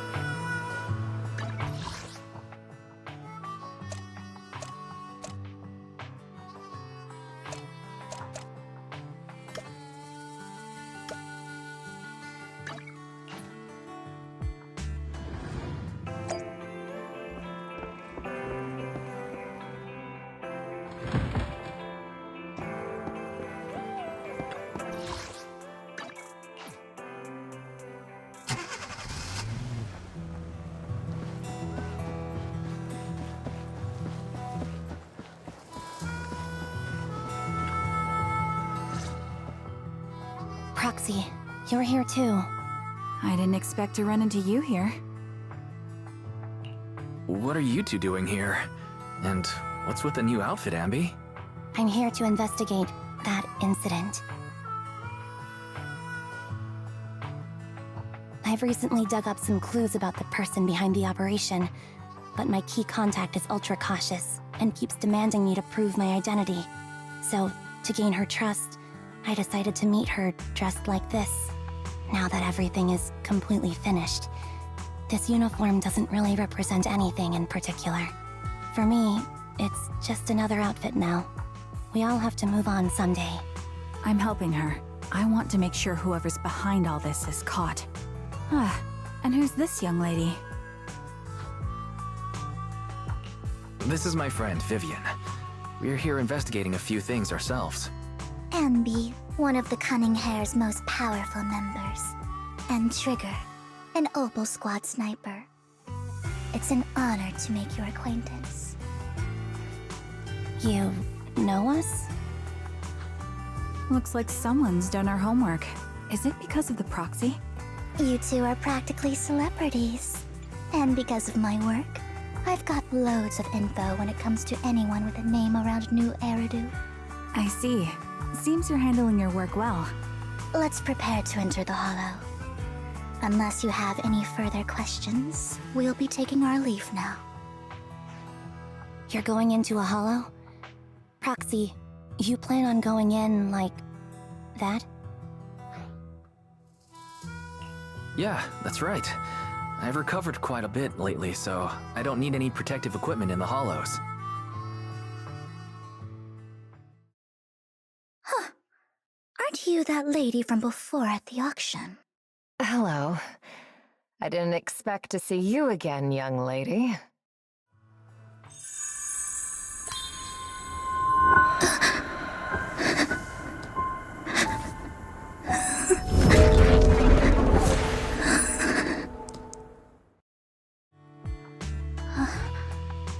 Vivian, are you alright? You look depressed. What's wrong, Vivian? Are you feeling alright? It's nothing. I just drifted off for a moment there. So then, what are you doing here? Don't worry. I'm not here to scam you. I'm waiting to meet someone. Don't tell me. You're my contact for intel? That's me. Ambi from Silver Squad, I presume? Pleasure to meet you. All right. I'm going to exchange some information with Miss Ambi here. So if you'll excuse me.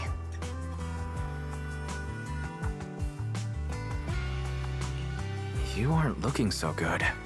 What's the matter? I can tell you later, but not right now. Okay, that's all the information I got for you. In return, I want you to do something for me. Take me into the Hollow. I left something very valuable inside. I have to find it. Seeing as we were just about to go in ourselves, why not join us? It's fine by me. But didn't you say you were investigating something? It's fine. There's no rush. Right, Master Proxy.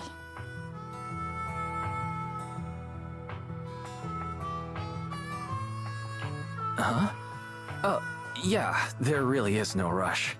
Sure, let's all go together. It'll be safer with more people, and we'll find your missing item more quickly. Thank you.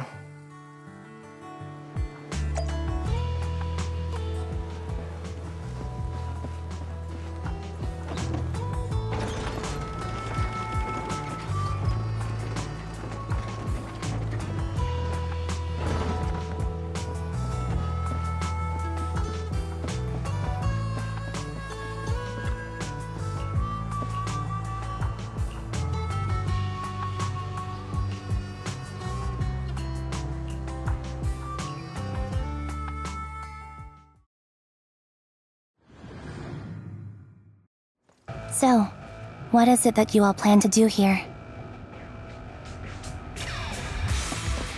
We are here to look for something too. Something extremely important.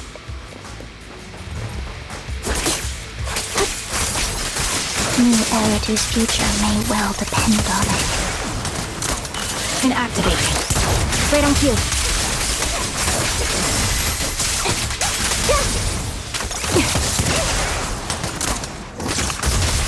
Focus.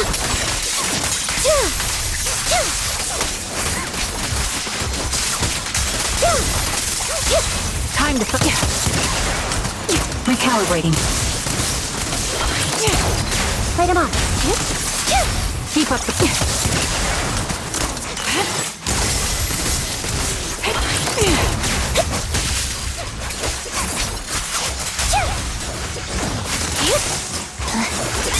Now it's my turn to ask questions. What exactly is it that you're investigating?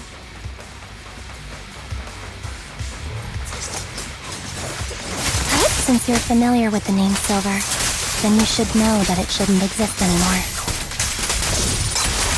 Time to... Mind the voltage. Show no mercy. What I'm investigating has something to do with it. A down strategy. Time to pin them down. The target's weary.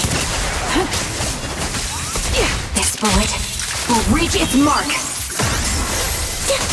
Supporting position.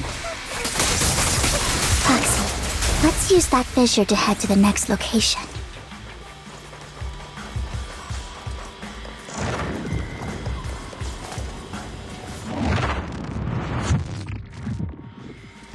This is the place.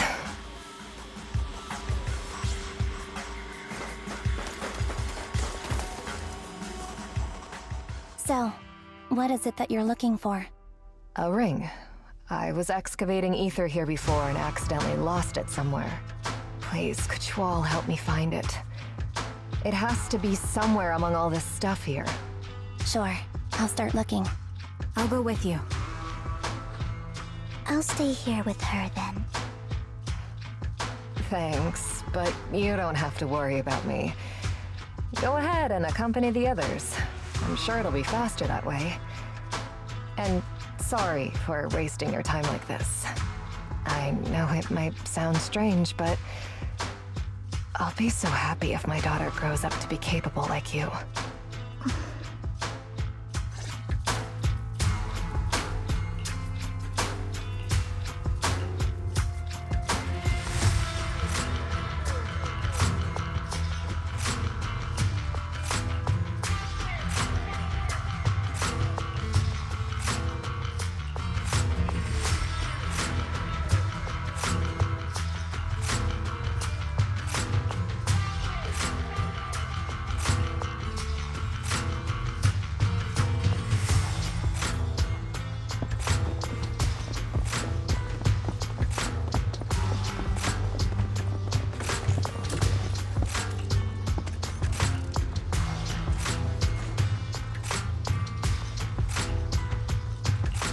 There's leftover food here. I don't want to imagine what's inside the bag.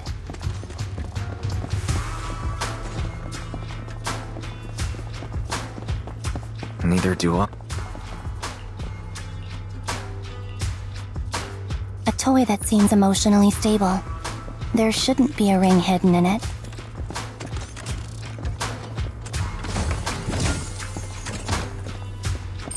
It's pretty cute.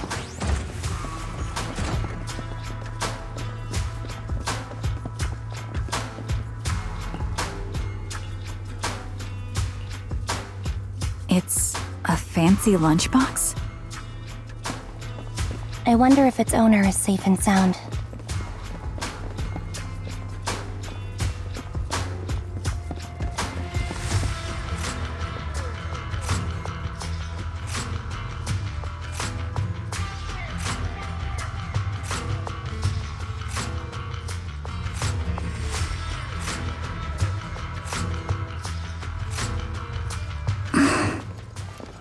What's wrong, Vivian? You've seemed worried for a while now.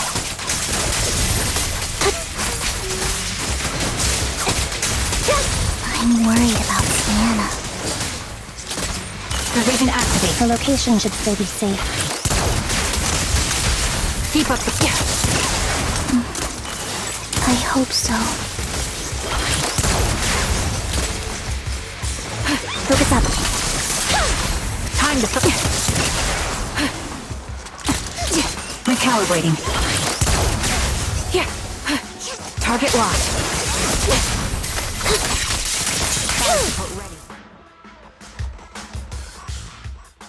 Could the ring be in that gas tank?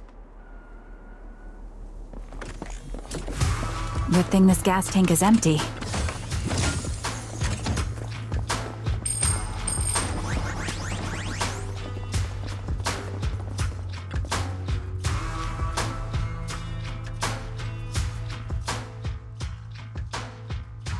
Her vital signs are gone. What happened? I guess this was her final scam. There's one thing I must remind you. Your time is running out. I'm not sure how you can tell, but you're right. I'm going to die in here. That's my plan. I'm very sick and don't have much longer. If I try to get treatment, it'll just be a burden on my daughter. So I scam my way through a bunch of physical exams and managed to take out a hollow corruption policy through Ravenlock Insurance. Once some time has passed, could you please take my corrupted body out of the hollow? That will secure a generous compensation package for my daughter. It's only what the Ravenlocks owe me. A pity, yes. But it's the only way I can squeeze it out of them. What makes you think that will help you? I just trust you will. I'm just awfully sorry you had to get involved in this, but it's something I must do. I have to leave something behind for my girl. I have to give her a chance at life. If it's okay, could you also please pass a message to Mira for me? Tell her, don't worry.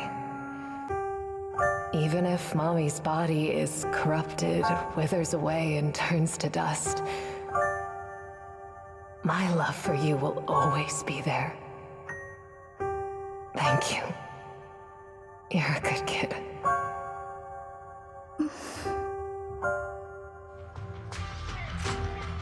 She was betting that we'd help her. So, you were aware of this the whole time? Yes. Because I saw it.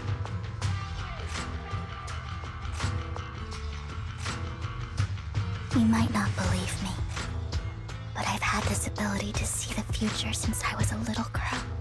But the things I see are always something bad. Plagues, deaths, disasters. That's all I've ever been able to see. It's all that kid's fault! She's seriously jinxed. I always try to avoid her.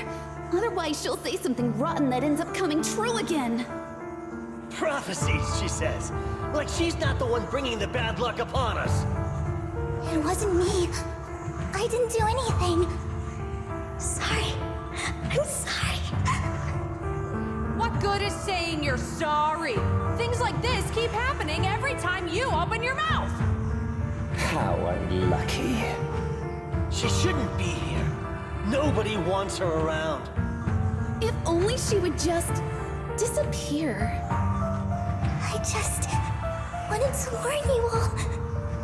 I'm sorry.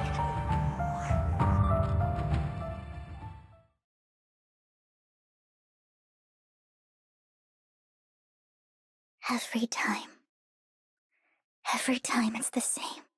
In the end, there's nothing I can change. Sometimes I even wonder whether it's me predicting these things, or if my very existence is manifesting these calamities. Vivian, it's not your fault. You were just trying to be kind and warn them about impending disasters. I can tell it's never been easy for you. Thank you. No matter what, I just hope she finally gets to rest in peace. I hope no misfortune, whether I foresee it or not, ever happens to anyone.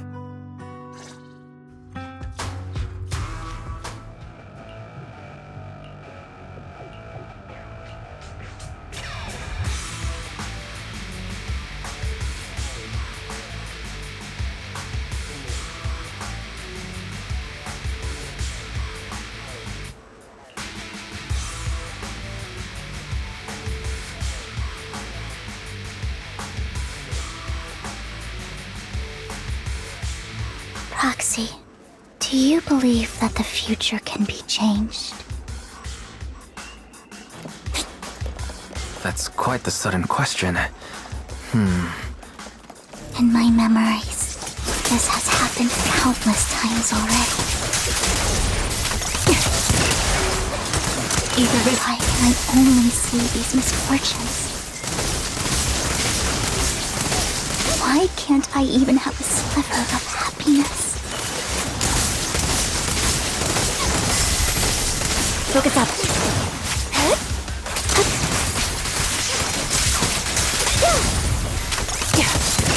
Increase firepower. Light them up. Time to pin them down. Sights. Adjusting for wind. Proxy, the fissure that we're looking for is up ahead.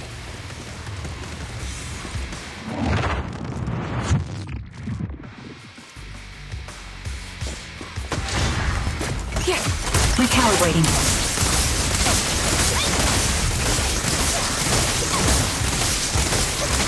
I'm on it.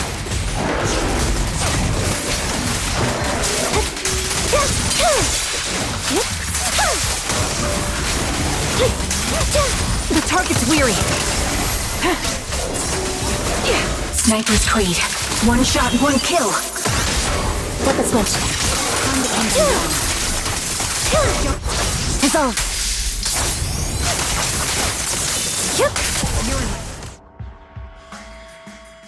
I think it's about time. We should take that lady out of the hollow. You guys go on. Thank you. She gave us the intel we needed, so this is the least we could do. I hope everything else goes well for you. Master Proxy, is there anything you'd like to know? You can just ask. I'm curious about your story, Vivian, but we can talk more once you feel ready. Don't worry, I'm very patient. You're the first person to ever say that to me. I'd be happy to share my story with you. These premonitions I see are not within my control, and they always come to me in a flash, like a flood of images in my mind. Most of the time, I see death, disease, accidents, and disasters. Of course, there are also some non-fatal mutilations. But every time, without exception, they end up happening. And that's all I have to say about it. If that offends Master Proxy and you don't want to hang out with me anymore, then I can understand. Why would I be offended? That's just who you are, Vivian. Besides, we're friends. I've always considered this ability as a curse.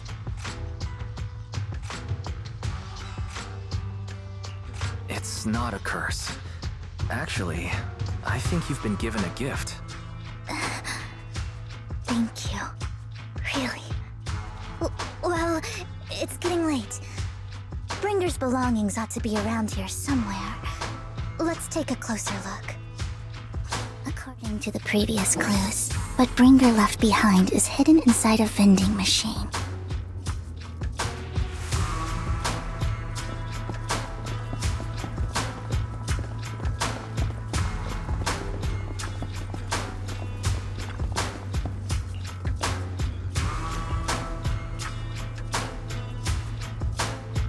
Looks like it isn't in here.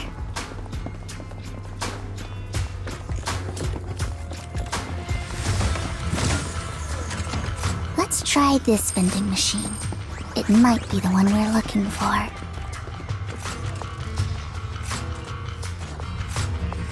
Strange, there's nothing in here.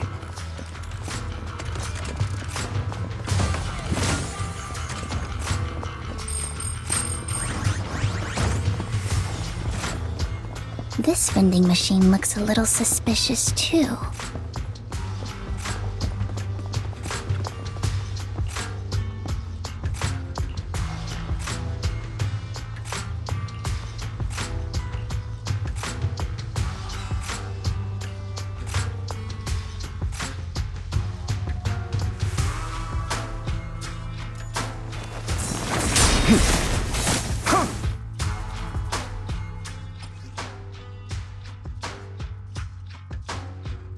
This is it.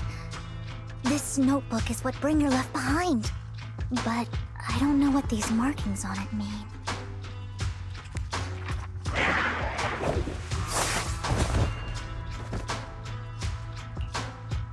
Well, hello, Master Proxy. It's been a while. Oh, don't give me that scandalized look. I did just save your lives. I would have protected the proxy even if you hadn't appeared. I'm sure of it, but I happen to be in the area. Worry not, dear companion. I have complete confidence in your strength.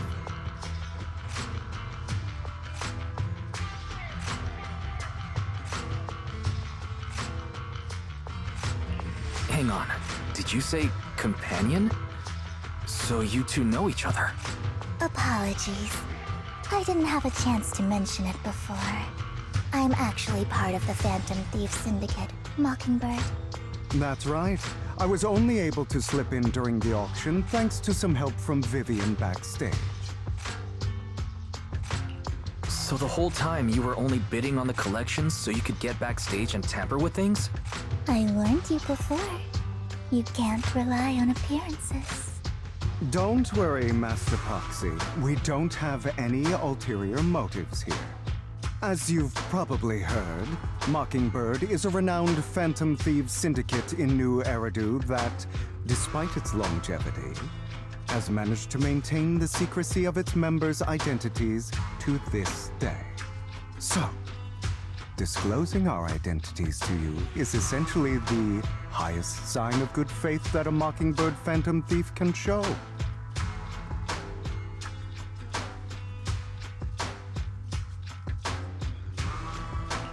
But Lycon said that you're very dangerous, and we should be careful.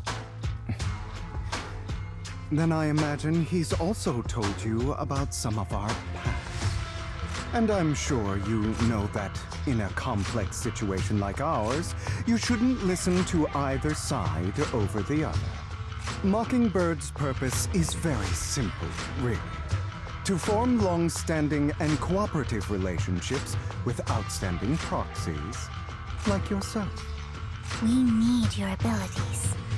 Before you make any decisions, please allow me to briefly explain the concept behind the Mockingbird Syndicate. We all know there isn't anything in this world that's fair. A prime example being the uneven distribution of wealth. People from tops splurge on luxurious collectibles, while the poor have to gamble with their own lives just to get by. Of course, besides wealth, there's also an unequal distribution in this world of happiness and suffering, hope and despair, love and hate. It's all just so unfair. Somebody has to do something to tilt the balance of the scales. And thus Mockingbird was born. We take from those who have far more than they deserve and give it to those who deserve to have more. If you ask me, that's enough to be considered a form of justice.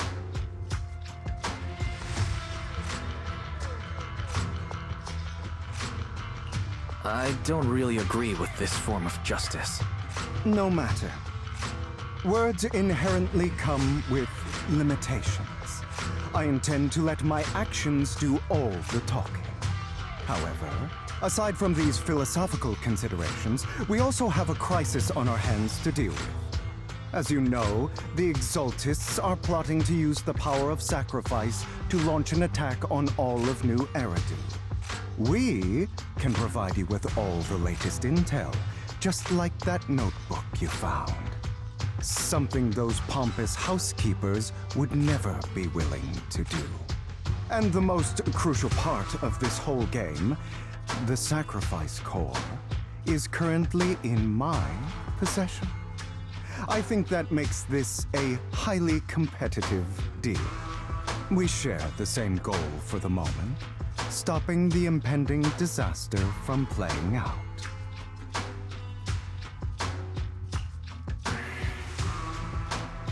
I need some time to think about it. How about this? If you still have misgivings about our upcoming cooperation, then why don't you bring Lycon along with you? He's got the support of the mayor's office behind him, and his presence alone is enough to keep me in check. That would put you more at ease, right? Of course, you're welcome to bring some other friends along, provided they aren't from public security or HSO. Well, if you're willing to let my friends come along, then you've got a deal. Great. It's a deal. By the way, Proxy, this is for you.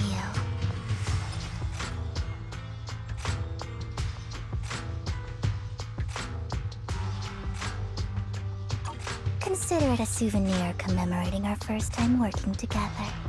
For now, we'll carefully look through the contents of that notebook. I'll contact you if anything comes up.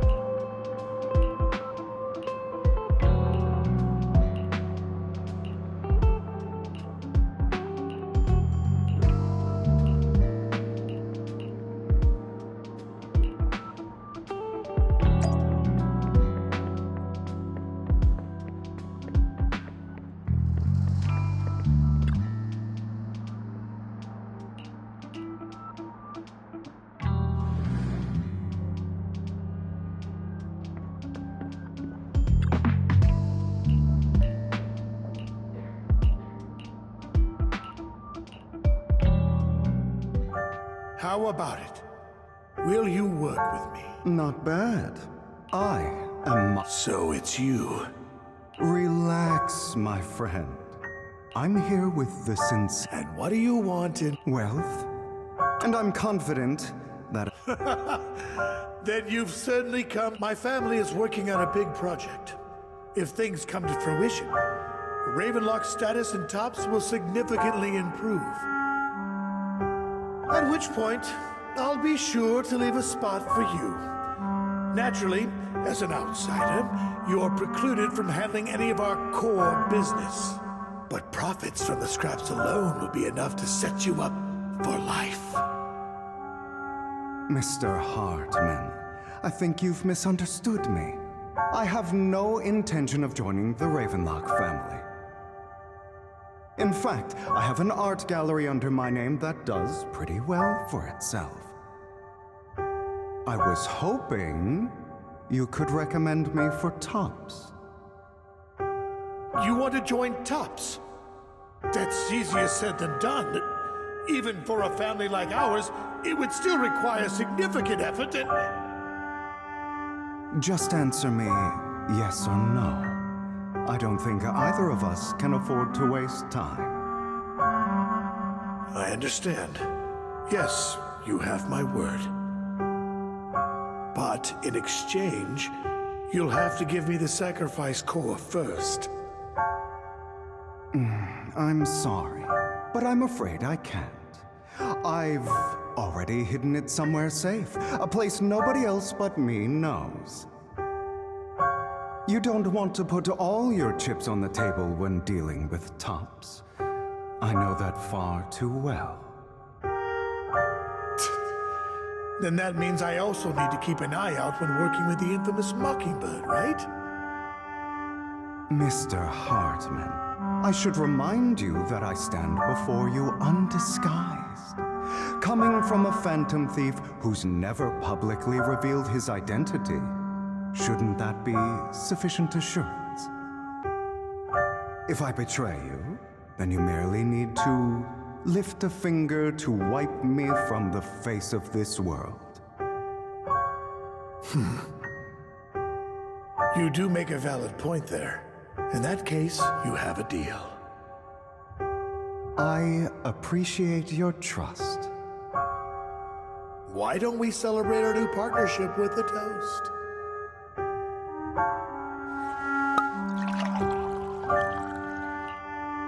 Having a drink before undertaking anything important is a family tradition. It's good luck.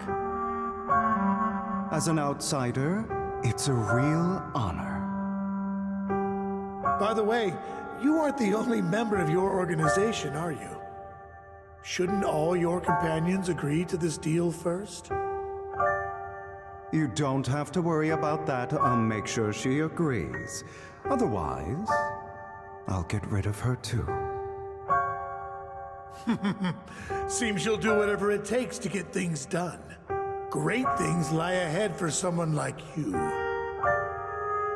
All right, let's leave it at that for today. I'll contact you about what to do next.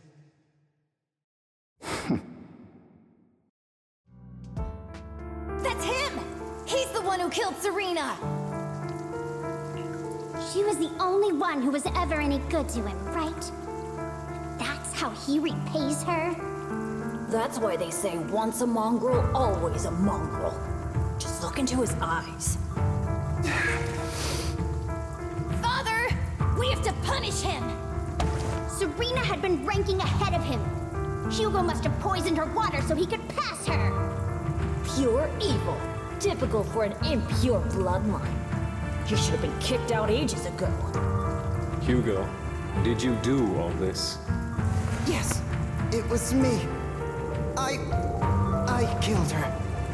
He admitted it! Father, he must be expelled. He has no right to live under the same roof as us. Why don't we reunite him with Serena then? Nobody would ever know. Hugo, well done. My children, how many times have I told you before? In this world, only the most ruthless, cruel, and unscrupulous of people ever make it to the top. Like Hugo here, who is willing to murder his only true loved one without a second thought. Only someone with the means and the gumption to do that is qualified to be my heir. But I... It's all over now, and the results are obvious. The winner of this month's assessment is Hugo. As for the rest of you, go to the usual place for the punishment you deserve.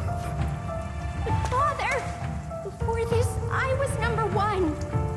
As I've told you before, there's only room for one winner in this family. You're still a loser even if it's by the smallest margin. And there's no reason for a loser to exist. This is all for your own good. Do you understand? Go on now. Receive your punishment for the sake of the family. Yes, I understand. I'm sorry.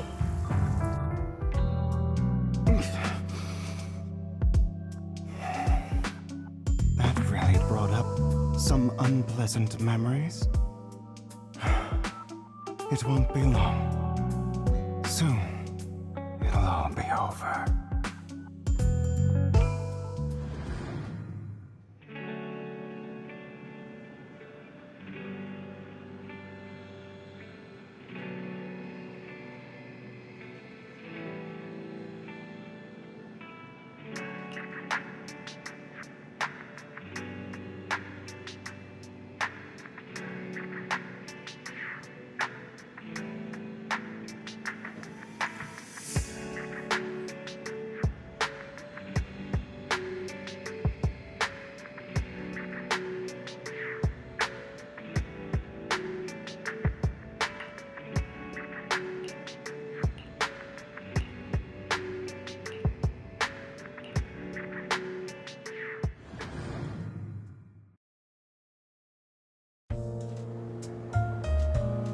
Thank you for escorting me here, Proxy.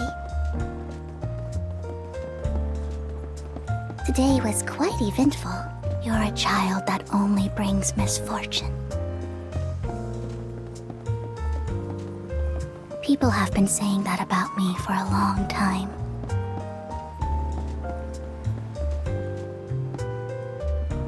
I used to feel hurt and resent. Why do I only predict suffering? If I could predict happy things, joyful things, would people like me a little more?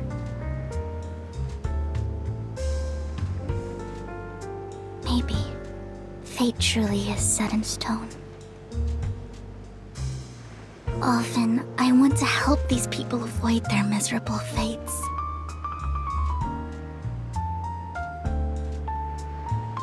For a time, I even thought that I was successful, that I could change people's destiny.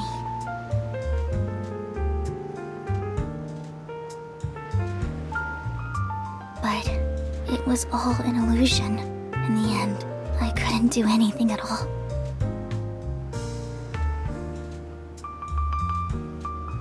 So, I was really happy when you said that my abilities weren't a curse, but a gift.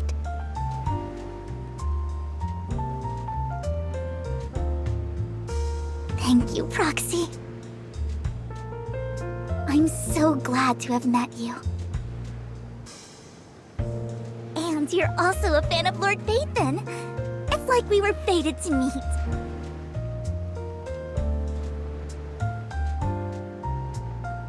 I don't know why, but I feel completely at ease when I'm by your side. I feel like I'm free from judgment, from blame.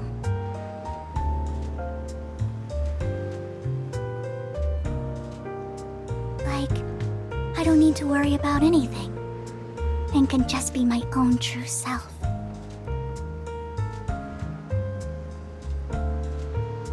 Perhaps people really do possess an aura, and ours just so happen to be extremely compatible.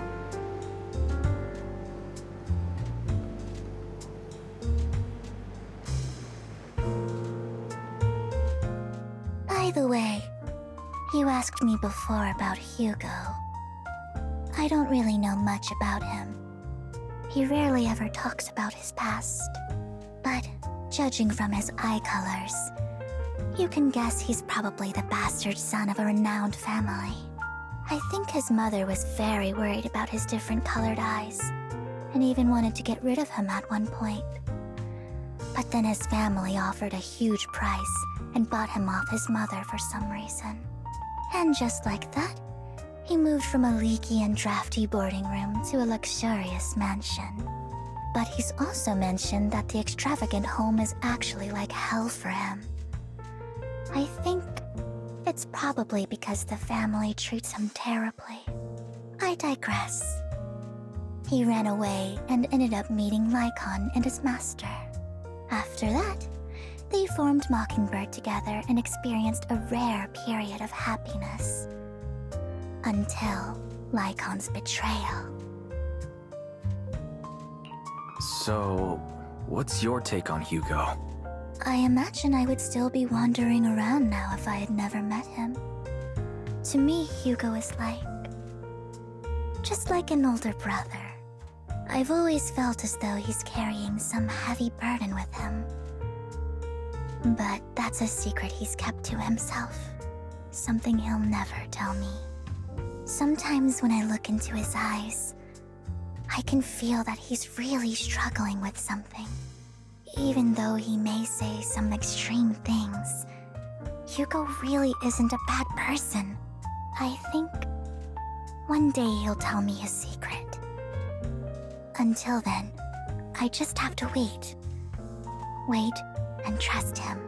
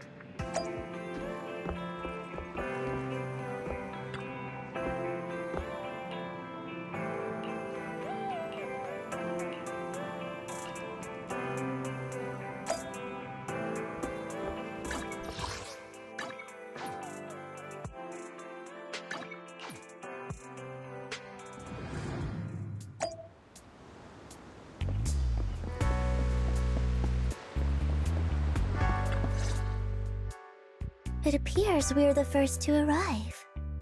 I thought we were running late. This might sound weird, but it's nice to think about getting to work with you from now on. I don't really know why that makes me feel so happy. Oh, it's because we're fellow fans! Anyone who likes Lord Phaethon can't be a bad guy. You're right.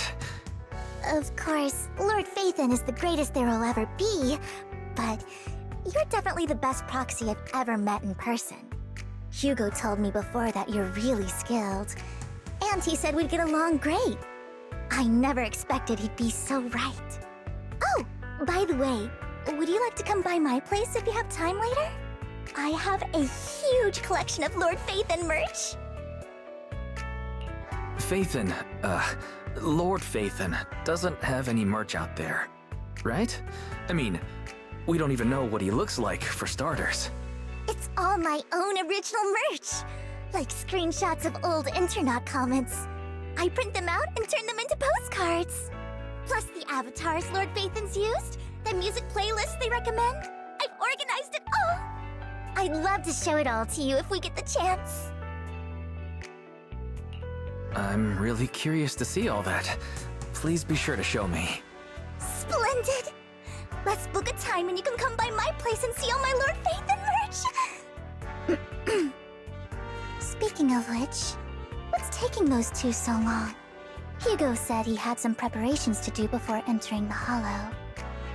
I wonder how that's coming along.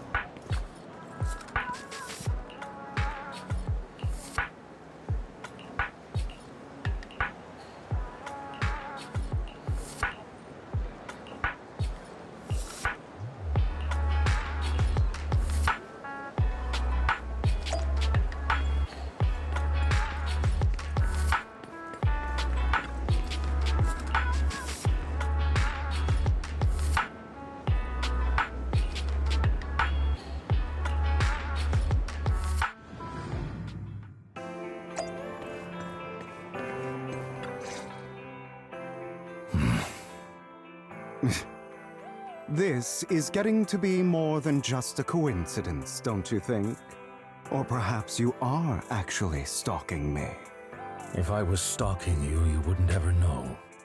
Overconfident as always. You haven't changed at all. We just make it a habit to check the state of our weapons prior to combat. Thanks for that little reminder. I almost forgot. I didn't expect you to let me join. What else could I do? Master Proxy would have insisted on having you join us. I never expected for us to have a chance to enjoy some pleasant conversation like this, without our weapons drawn, that is. It really has been too long. I still remember when we first established Mockingbird. Indeed. That was a long time ago. Thankfully, Jack went in peace. He must have known about his condition for some time. He even left us with instructions. Passing peacefully in your sleep is the most natural way to go. I'm happy for him. By the way, Lycon, have you given it any thought yet? You mean about our guild for Phantom Thieves? Yeah. It's time for us to build an organization of our own. Jack always supported the idea, didn't he? I don't have any objections. But what should we call it then? How about Mockingbird? It's a bird known for mimicking the calls of others to blend in. The same way we don high society roles for ourselves when we're out on a mission. Oh, oops. I nearly forgot. You're a terrible actor, and you're always flubbing your lines. I guess we can rule out that name, then. No, call it Mockingbird. We're always just putting on an act, aren't we? I won't slip up on our next mission. Besides, we still ran missions together even when we didn't have a name. Having one now won't really make a difference. No. It does make a difference, Lycon. And I don't just want a name. I want Mockingbird to become a symbol, like the sword of Damocles hanging over everyone's heads, striking fear into the hearts of the rich and cruel whenever they hear the name. Just like Jack used to say, this world isn't fair. So that's why we have to influence it however we can, and change things in our own way. But on the basis of not causing harm to other people's lives. That's also what Jack used to say. You remember, don't you? Of course I remember. All right, I promise. That sounded pretty forced. Don't forget, things don't end well for people who break their oaths. I'm good for my word. You must trust your fellow companions. That's also something Jack would say. Well then, today's the day that Mockingbird will officially start flying. Our first order of business, deciding on our symbol.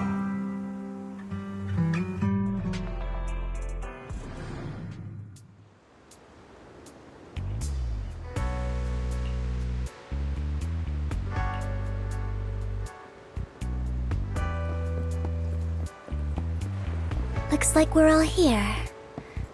Hugo, you're late again. Do forgive me. Someone was pestering me and wasting my precious time.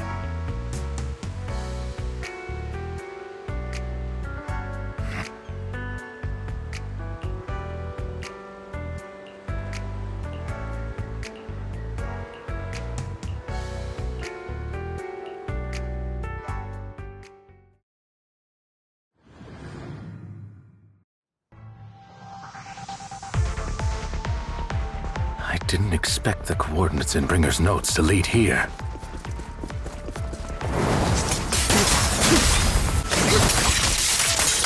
Oh, are you familiar with this place? More familiar than you, it seems. Proxy, if they're being too noisy, can I take action? An opportune time.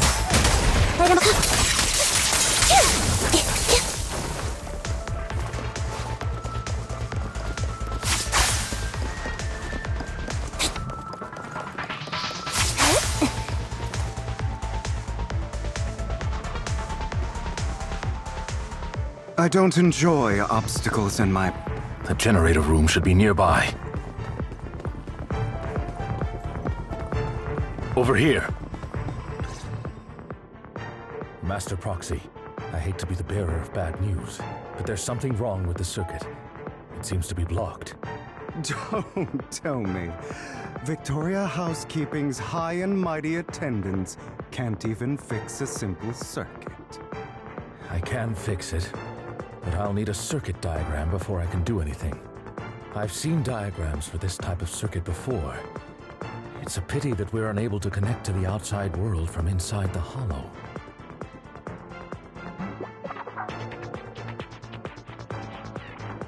Just leave that problem to me. Wise, I just sent an image of a circuit diagram to you. Have a look. Thank you very much, Master Proxy. Now then, let's start repairing this circuit.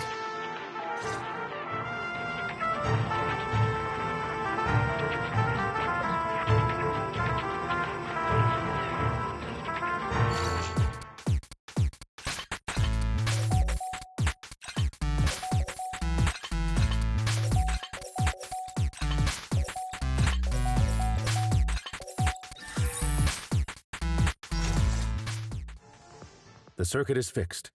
We should now be able to open that door. Wait up. Wait a second. Something just doesn't add up. It's all coming together now.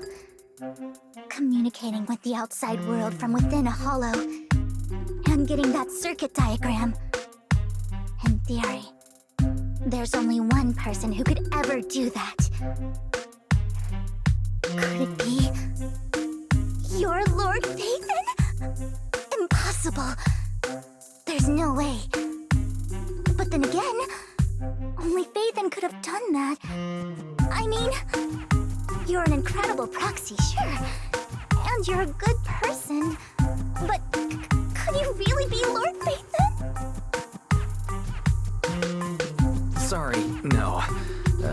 You've got the wrong person. Really? But my instincts are telling me that you have to be Phaethon. Unbelievable. Lord Phaethon, I've been your biggest fan for years now. Goodness me, Lord Phaethon was right in front of me all along, and I had no idea. This is like a dream. Could you, I mean, if you're willing, could you please give me an autograph and a group photo and... Anything you want, but let's get out of the hollow first, all right? Oh, okay. Sorry, guess I got a little too excited. Anyone would be enraptured meeting someone they admire that much. Yeah, if I ever met my favorite movie director, I'd be the same. We should keep moving. This isn't the best place for idle chit-chat. The door's finally open.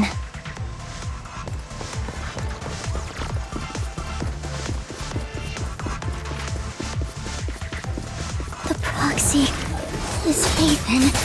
Phaethon is the proxy. This is a dream. I never went to wake up.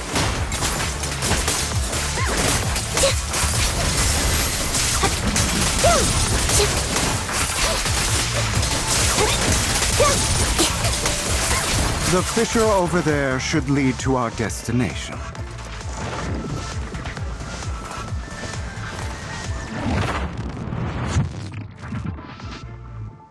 there are more ethereals around. Please be careful, Lord Phaethon. Lycon, your fighting style wasn't so reserved in the past. I've matured.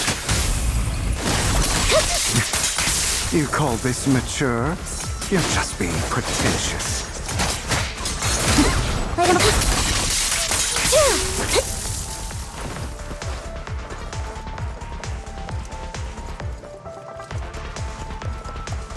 A difficult foe, that one.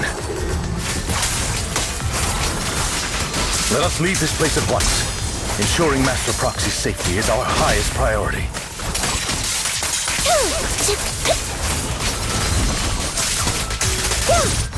I won't back down. I won't let anything happen to you, Lord Phaethon. Wide open. An opportunity. For you, I'll eliminate any obstacles.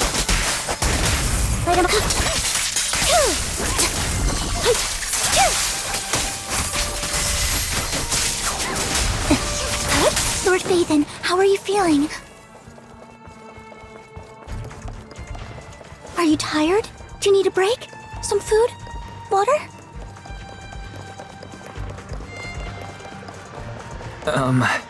Thank you for your concern. I'm fine.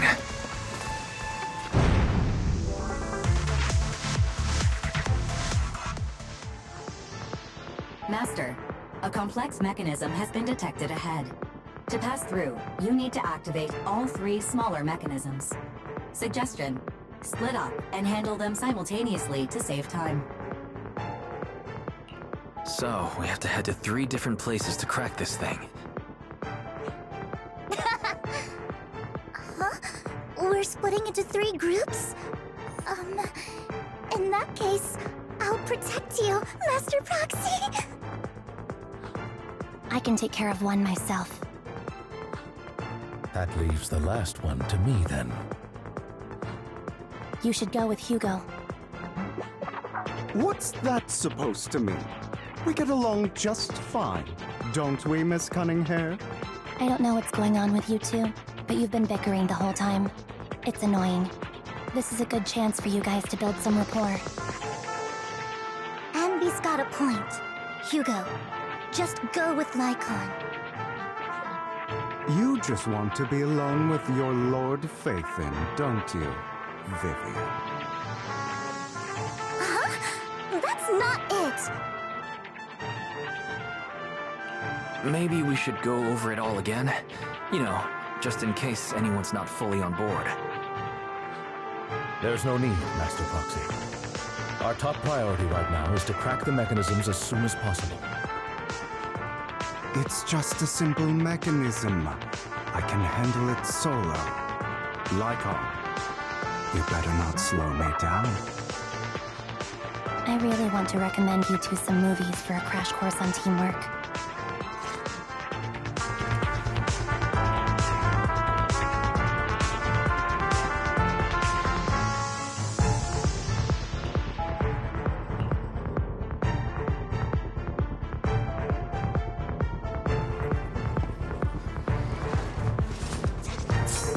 Lord Phaethon, there are too many ethereals here.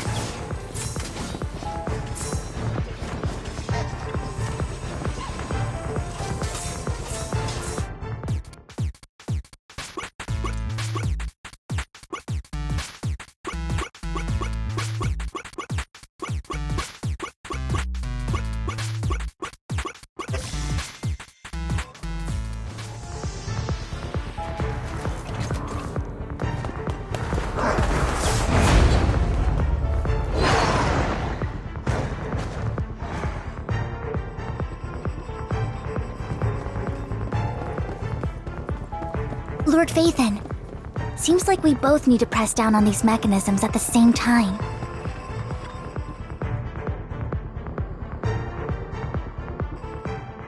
Sure enough, Lord Phaethon and I share a deeper connection. Sorry, I hope I'm not being too forward. Goodness me, Somehow I'm fighting alongside Lord Phaethon. It's like all my dreams are coming true. I'm going to wake up any second now, aren't I? No, this isn't a dream. I'm real. See? You can even hold my hand. Not only is Lord Phaethon incredible, but super kind. That's it. I pledge to be a die-hard Lord Phaethon fan until my very last breath.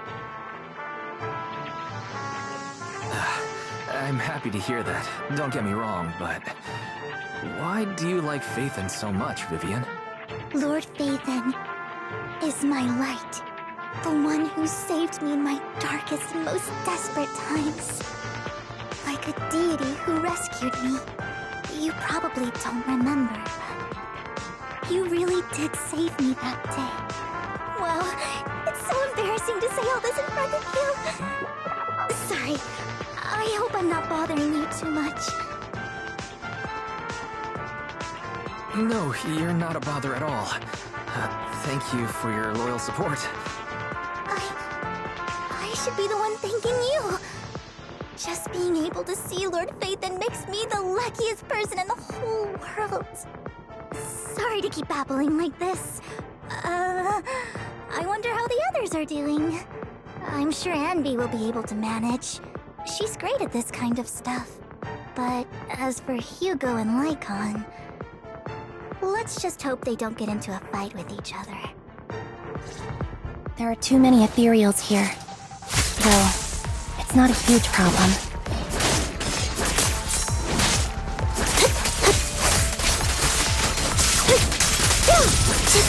Mind the blind spot.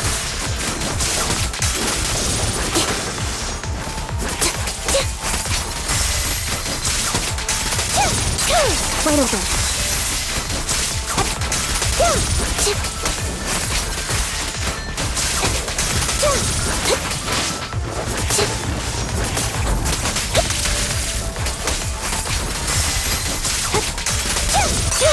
Off balance.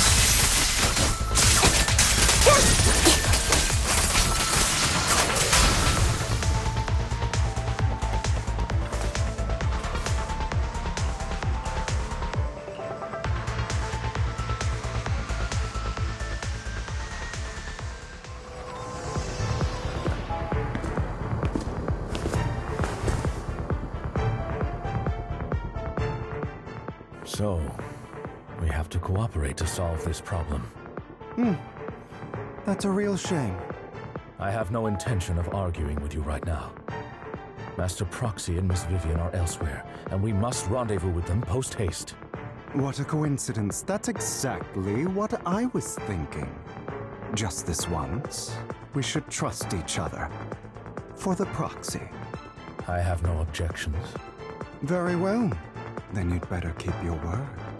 I know you've never fully trusted me, Lycon, even before it all fell apart.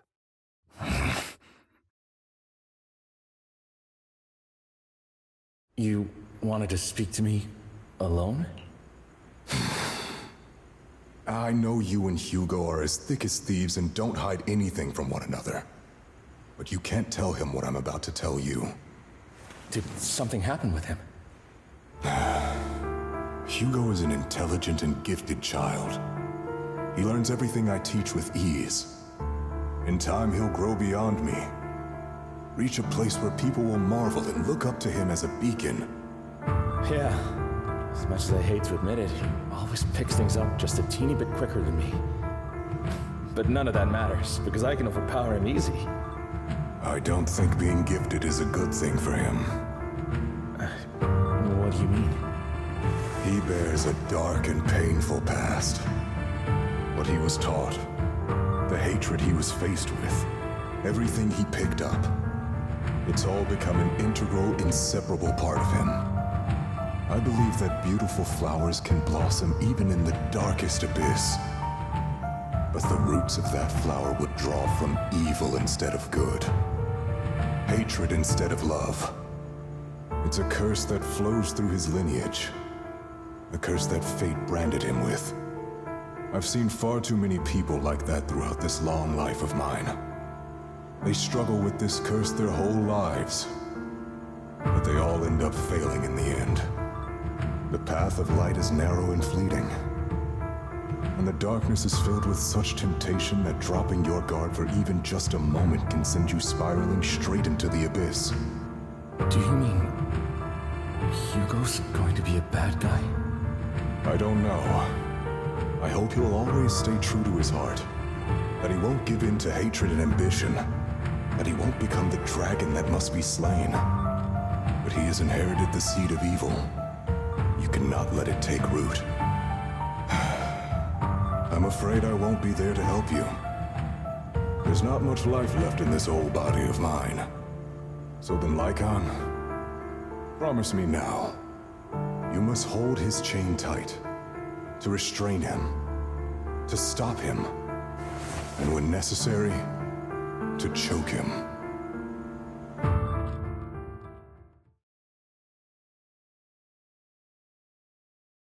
You've become slow. Or maybe you've been on guard against me this whole time, and that's what's slowing you down. Looks like I was right. Lycon, I hope you're aware that the one who betrayed Mockingbird and went to work for the Mayflowers was you, not me. I would never betray my companion. I don't wish to repeat myself, but you should not break our oath.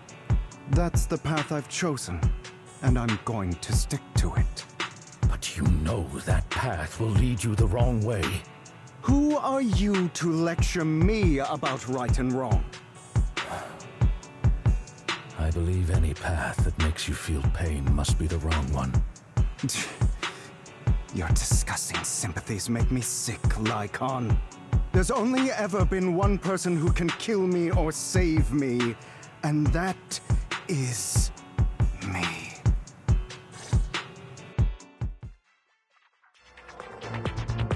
Great! It worked!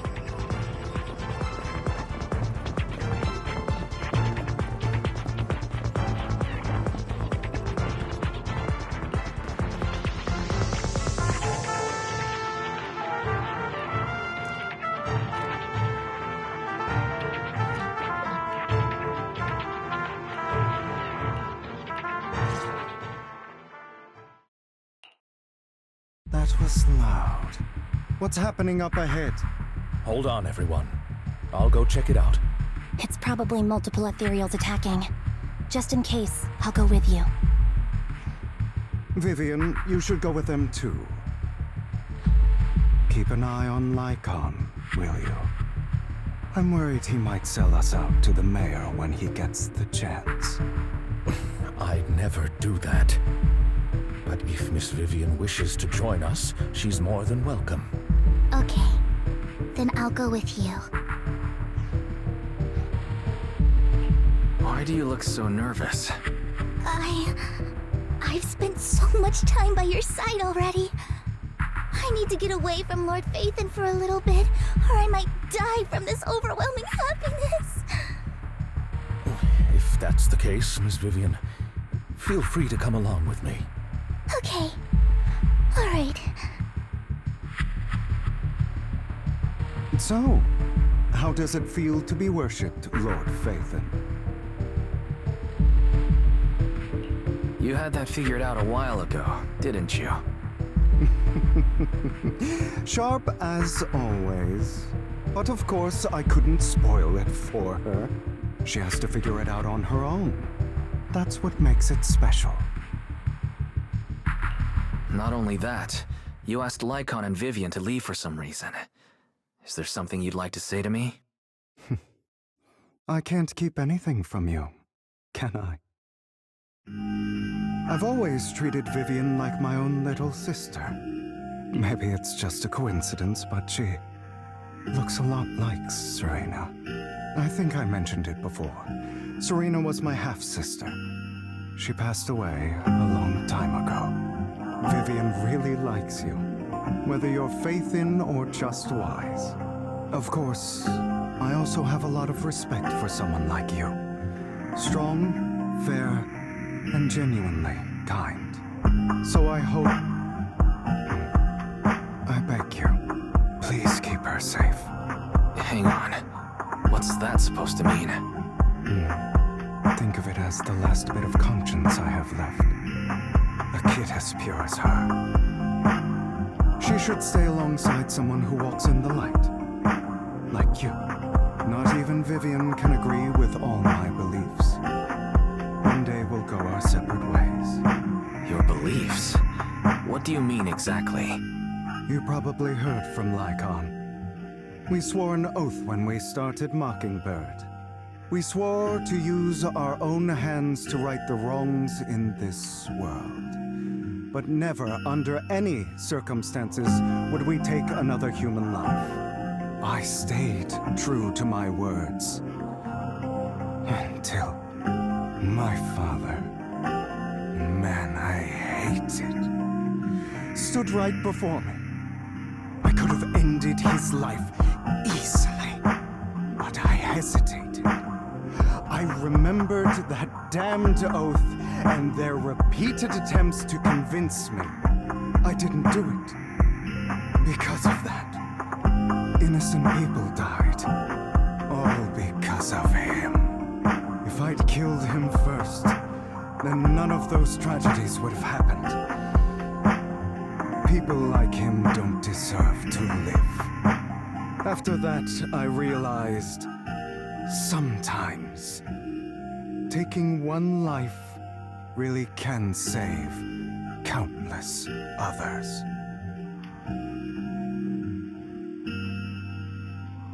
I understand where you're coming from. I knew you'd understand. Vivian has a good heart. I don't want her to get her hands dirty. But you know how it is. In this world, someone has to be the bad guy. So, I want to apologize to you. Why apologize all of a sudden? You're incredibly strong, kind, capable, and really, really lucky. The world needs more people like you. Remember that revenge movie I told you about, Children of Devils? I still haven't found it, but I came across another videotape with the same name. Turns out, in that story, the Children of Devils are actually the children of gods. Sorry for rambling. Hope you don't mind. They should be back soon. Please, look after Vivian for me.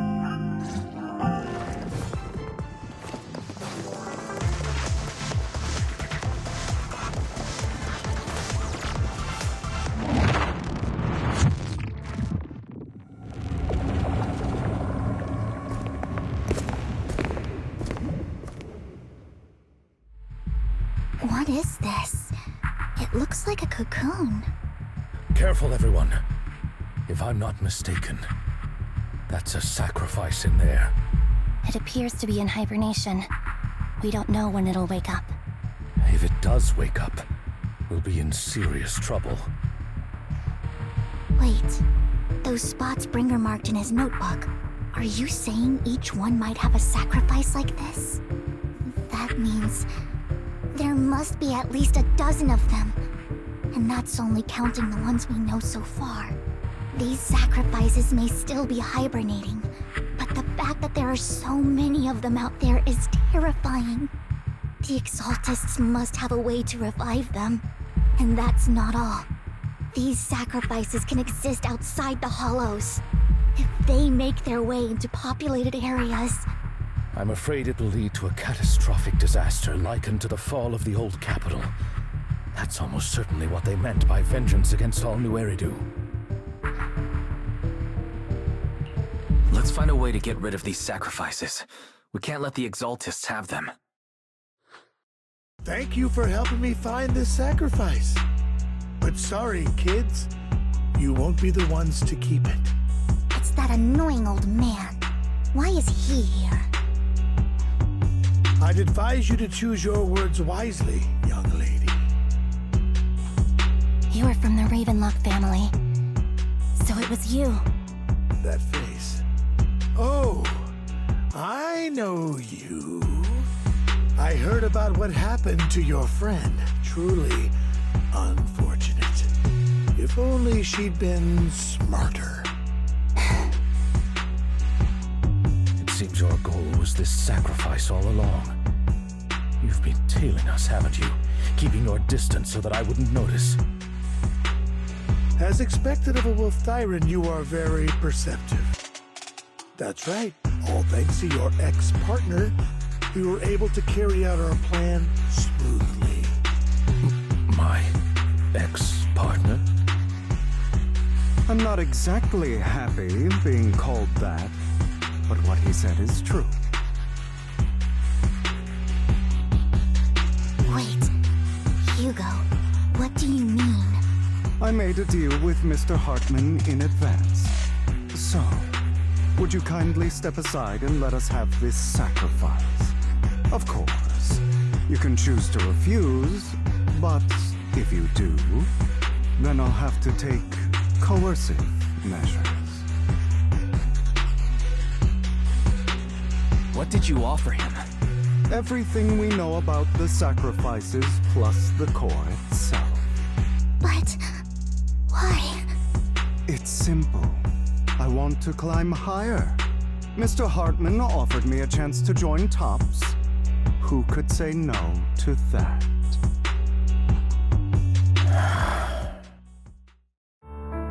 No. Impossible. You promised to help me investigate the Exaltists. You told me the whole point of Mockingbird was to do anything it takes to bring a little justice to this world. Was all of that just a lie? You're just too gullible, Vivian. I also told you, everybody lies. To hide their true intentions, people lie so smoothly, they don't even bat an eye.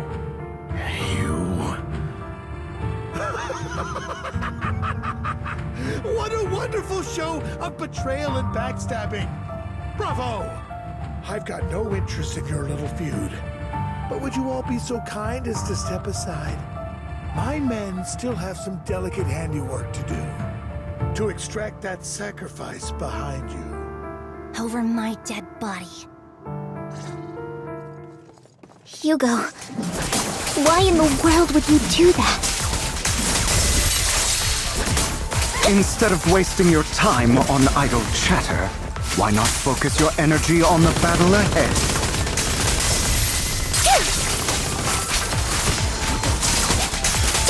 Quite over.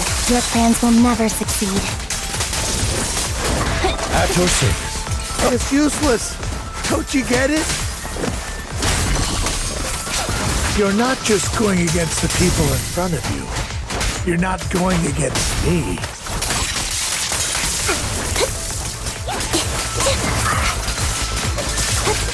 But rather, the entire Ravenlock family, even the whole of Tops.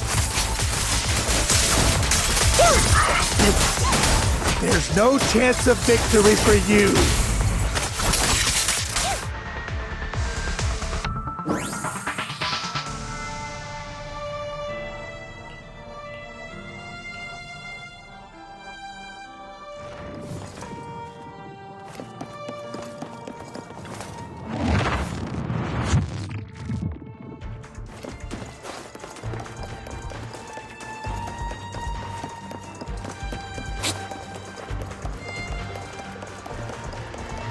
Hugo, don't make a choice you'll regret.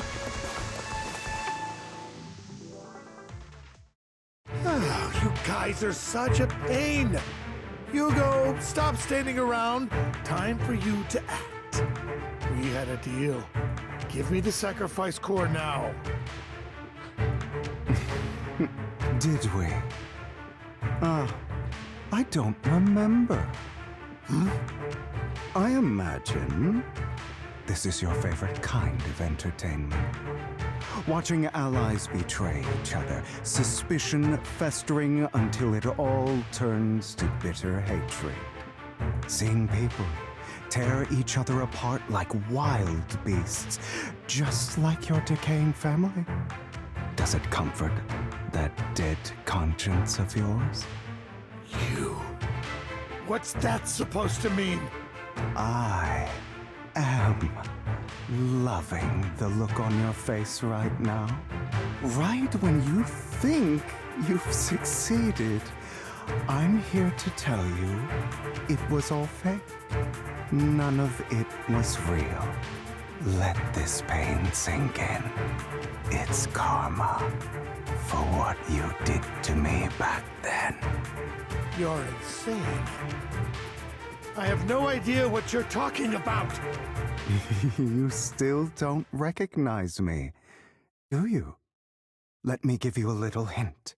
My full name is Hugo Vlad Ravenlock.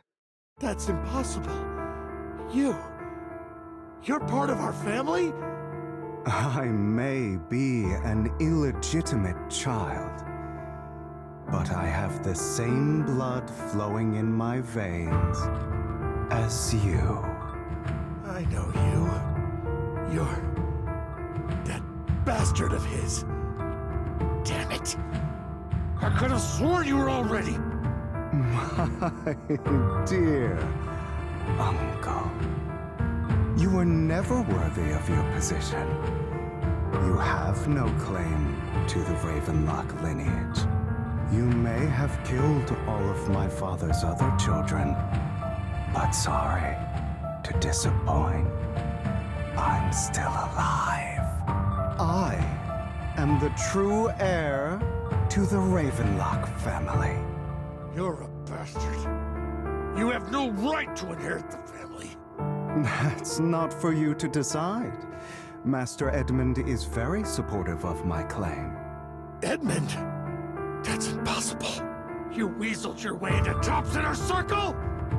Master Edmund doesn't care who achieves his goal.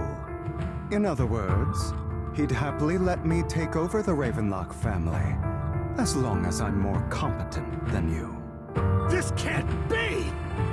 You don't know the family's real secret! I know a lot more than you think, including everything that you've done. Just give up. You never even stood a chance. Damn it. This was all fake, right? You were just putting on an act to fool this old man, right? I actually fell for it. Don't do that again.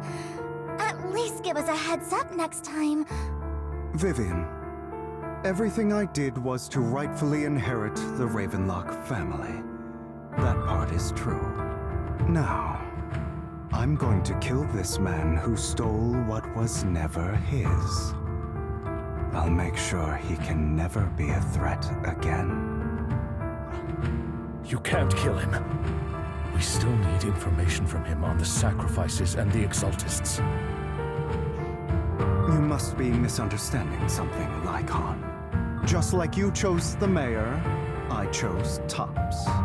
At least for now, Tops has the same interests as me. I'm not going to harm my own self-interests. Be it intel on the sacrifices or the core itself. I'm handing everything over to Master Edmund. Why? I just want to take back what's mine. If fate is not willing to give me justice, then I'll just have to seize it with my own hands. Stealing, robbing, lying, or betraying. I'll do whatever it takes. Even if it means selling your soul to the devil? You know about the power struggle between Tops and City Hall. Those elites at Tops would be only too happy to see the Exaltists plotting a grand attack on New Eridu using sacrifices. That would severely harm the Mayflower's reputation and approval rating in New Eridu. And that's exactly what Tops wants to see. If that happens, countless people will die. I'm sorry it has to be this way, but I have to do this. I'm going to get everything Master Edmund wants. Inherit the Ravenlock name, climb to the top. And then I'll be able to change everything for good. For a permanent and absolute victory, we must endure the pain of cutting away rotten flesh and persevere through the darkest hour before dawn. Someone has to do it. Hugo, it's not too late for you to stop. You can still walk away from this. This is the path I've chosen. Without power, resources, or strength, we can't do anything. Mockingbird is the perfect example. All the talk about using our power to tip the scales of justice and hover over them like the sword of Damocles. It's just a delusion. In their eyes, we're nothing but annoying gnats. Mockingbird has never really changed anything or saved anyone. Never in the past, not now, and never will in the future. None of it matters. I understand your feelings, but don't be consumed by it. Sorry, Proxy. I know what you're trying to say. But this isn't some children's story of a dragon slayer becoming an evil dragon. Sometimes, to slay the dragon, you must first become one. With sharp claws, rending fangs, and strength enough to destroy anything. So I will bloody my hands. I will carry the weight of my sins. I will become the abyss.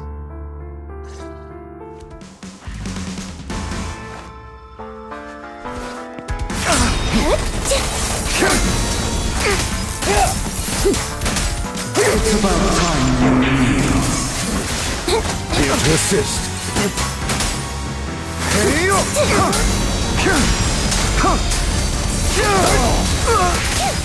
I have you now.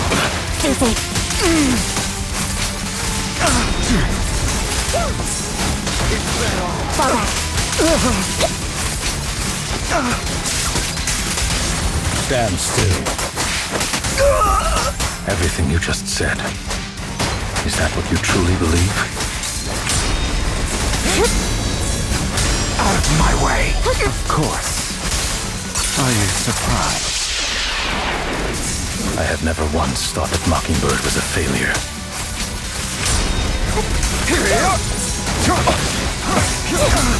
Our actions, no matter how childish or flawed, must have made their mark on the world.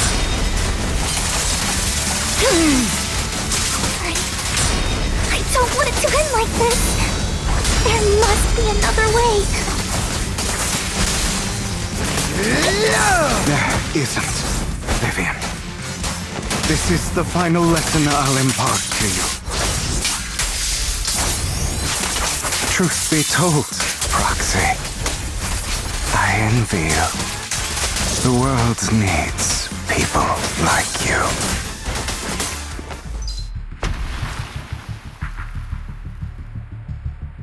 All right, you got me. But too bad. I have my own methods. What are you doing? Well then, make your choice. The sacrifice core, or your precious Faithin. I know you took it. Don't forget, I'm the one who taught you that. Okay, the core is yours. Just leave Lord Faithin alone. What a shame. Did you really think I'd keep my promise? That's right. This is the real me. What's the matter? Thinking of killing me? Didn't you say all life is precious? Drop your foolish facade. I knew it. You... He has inherited the seed of evil. Do not let it take root. When the time comes, you must be the one.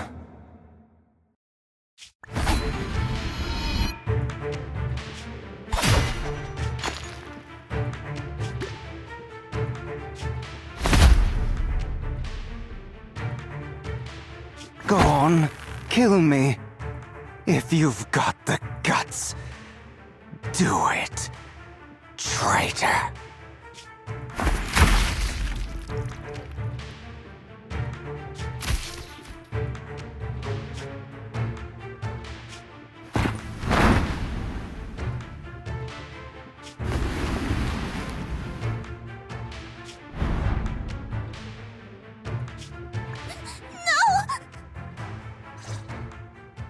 Master Proxy, are you okay? Are you hurt? Don't worry. I'm fine. I just didn't expect things to turn out like this. Lord Vathan, I'm sorry. I had no idea Hugo would do that to you. I'm so sorry. It's all right. No matter what, this isn't your fault, Vivian. If only I'd noticed sooner. I should have realized earlier.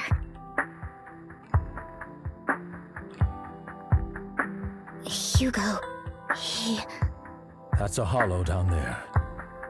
If you need, I can arrange for someone to go in and search for his body. That isn't necessary.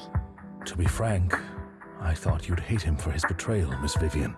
I do hate that he's keeping things from me, but all these years, Hugo's been like family to me. I believe he's still with us. I feel the same.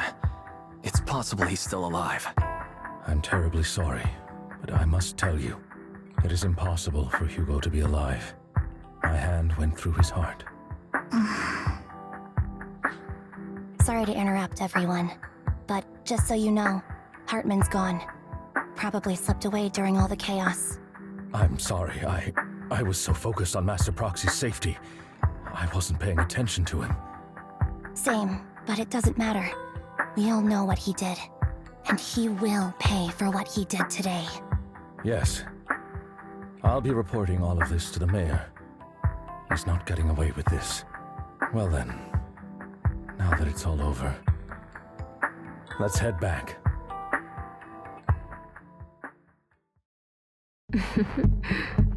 Another obstacle out of the way. She's going to be pleased about this. May the Creator guide us. Fear, suffering, despair, and destruction. That's the future I see. Lord Vathan.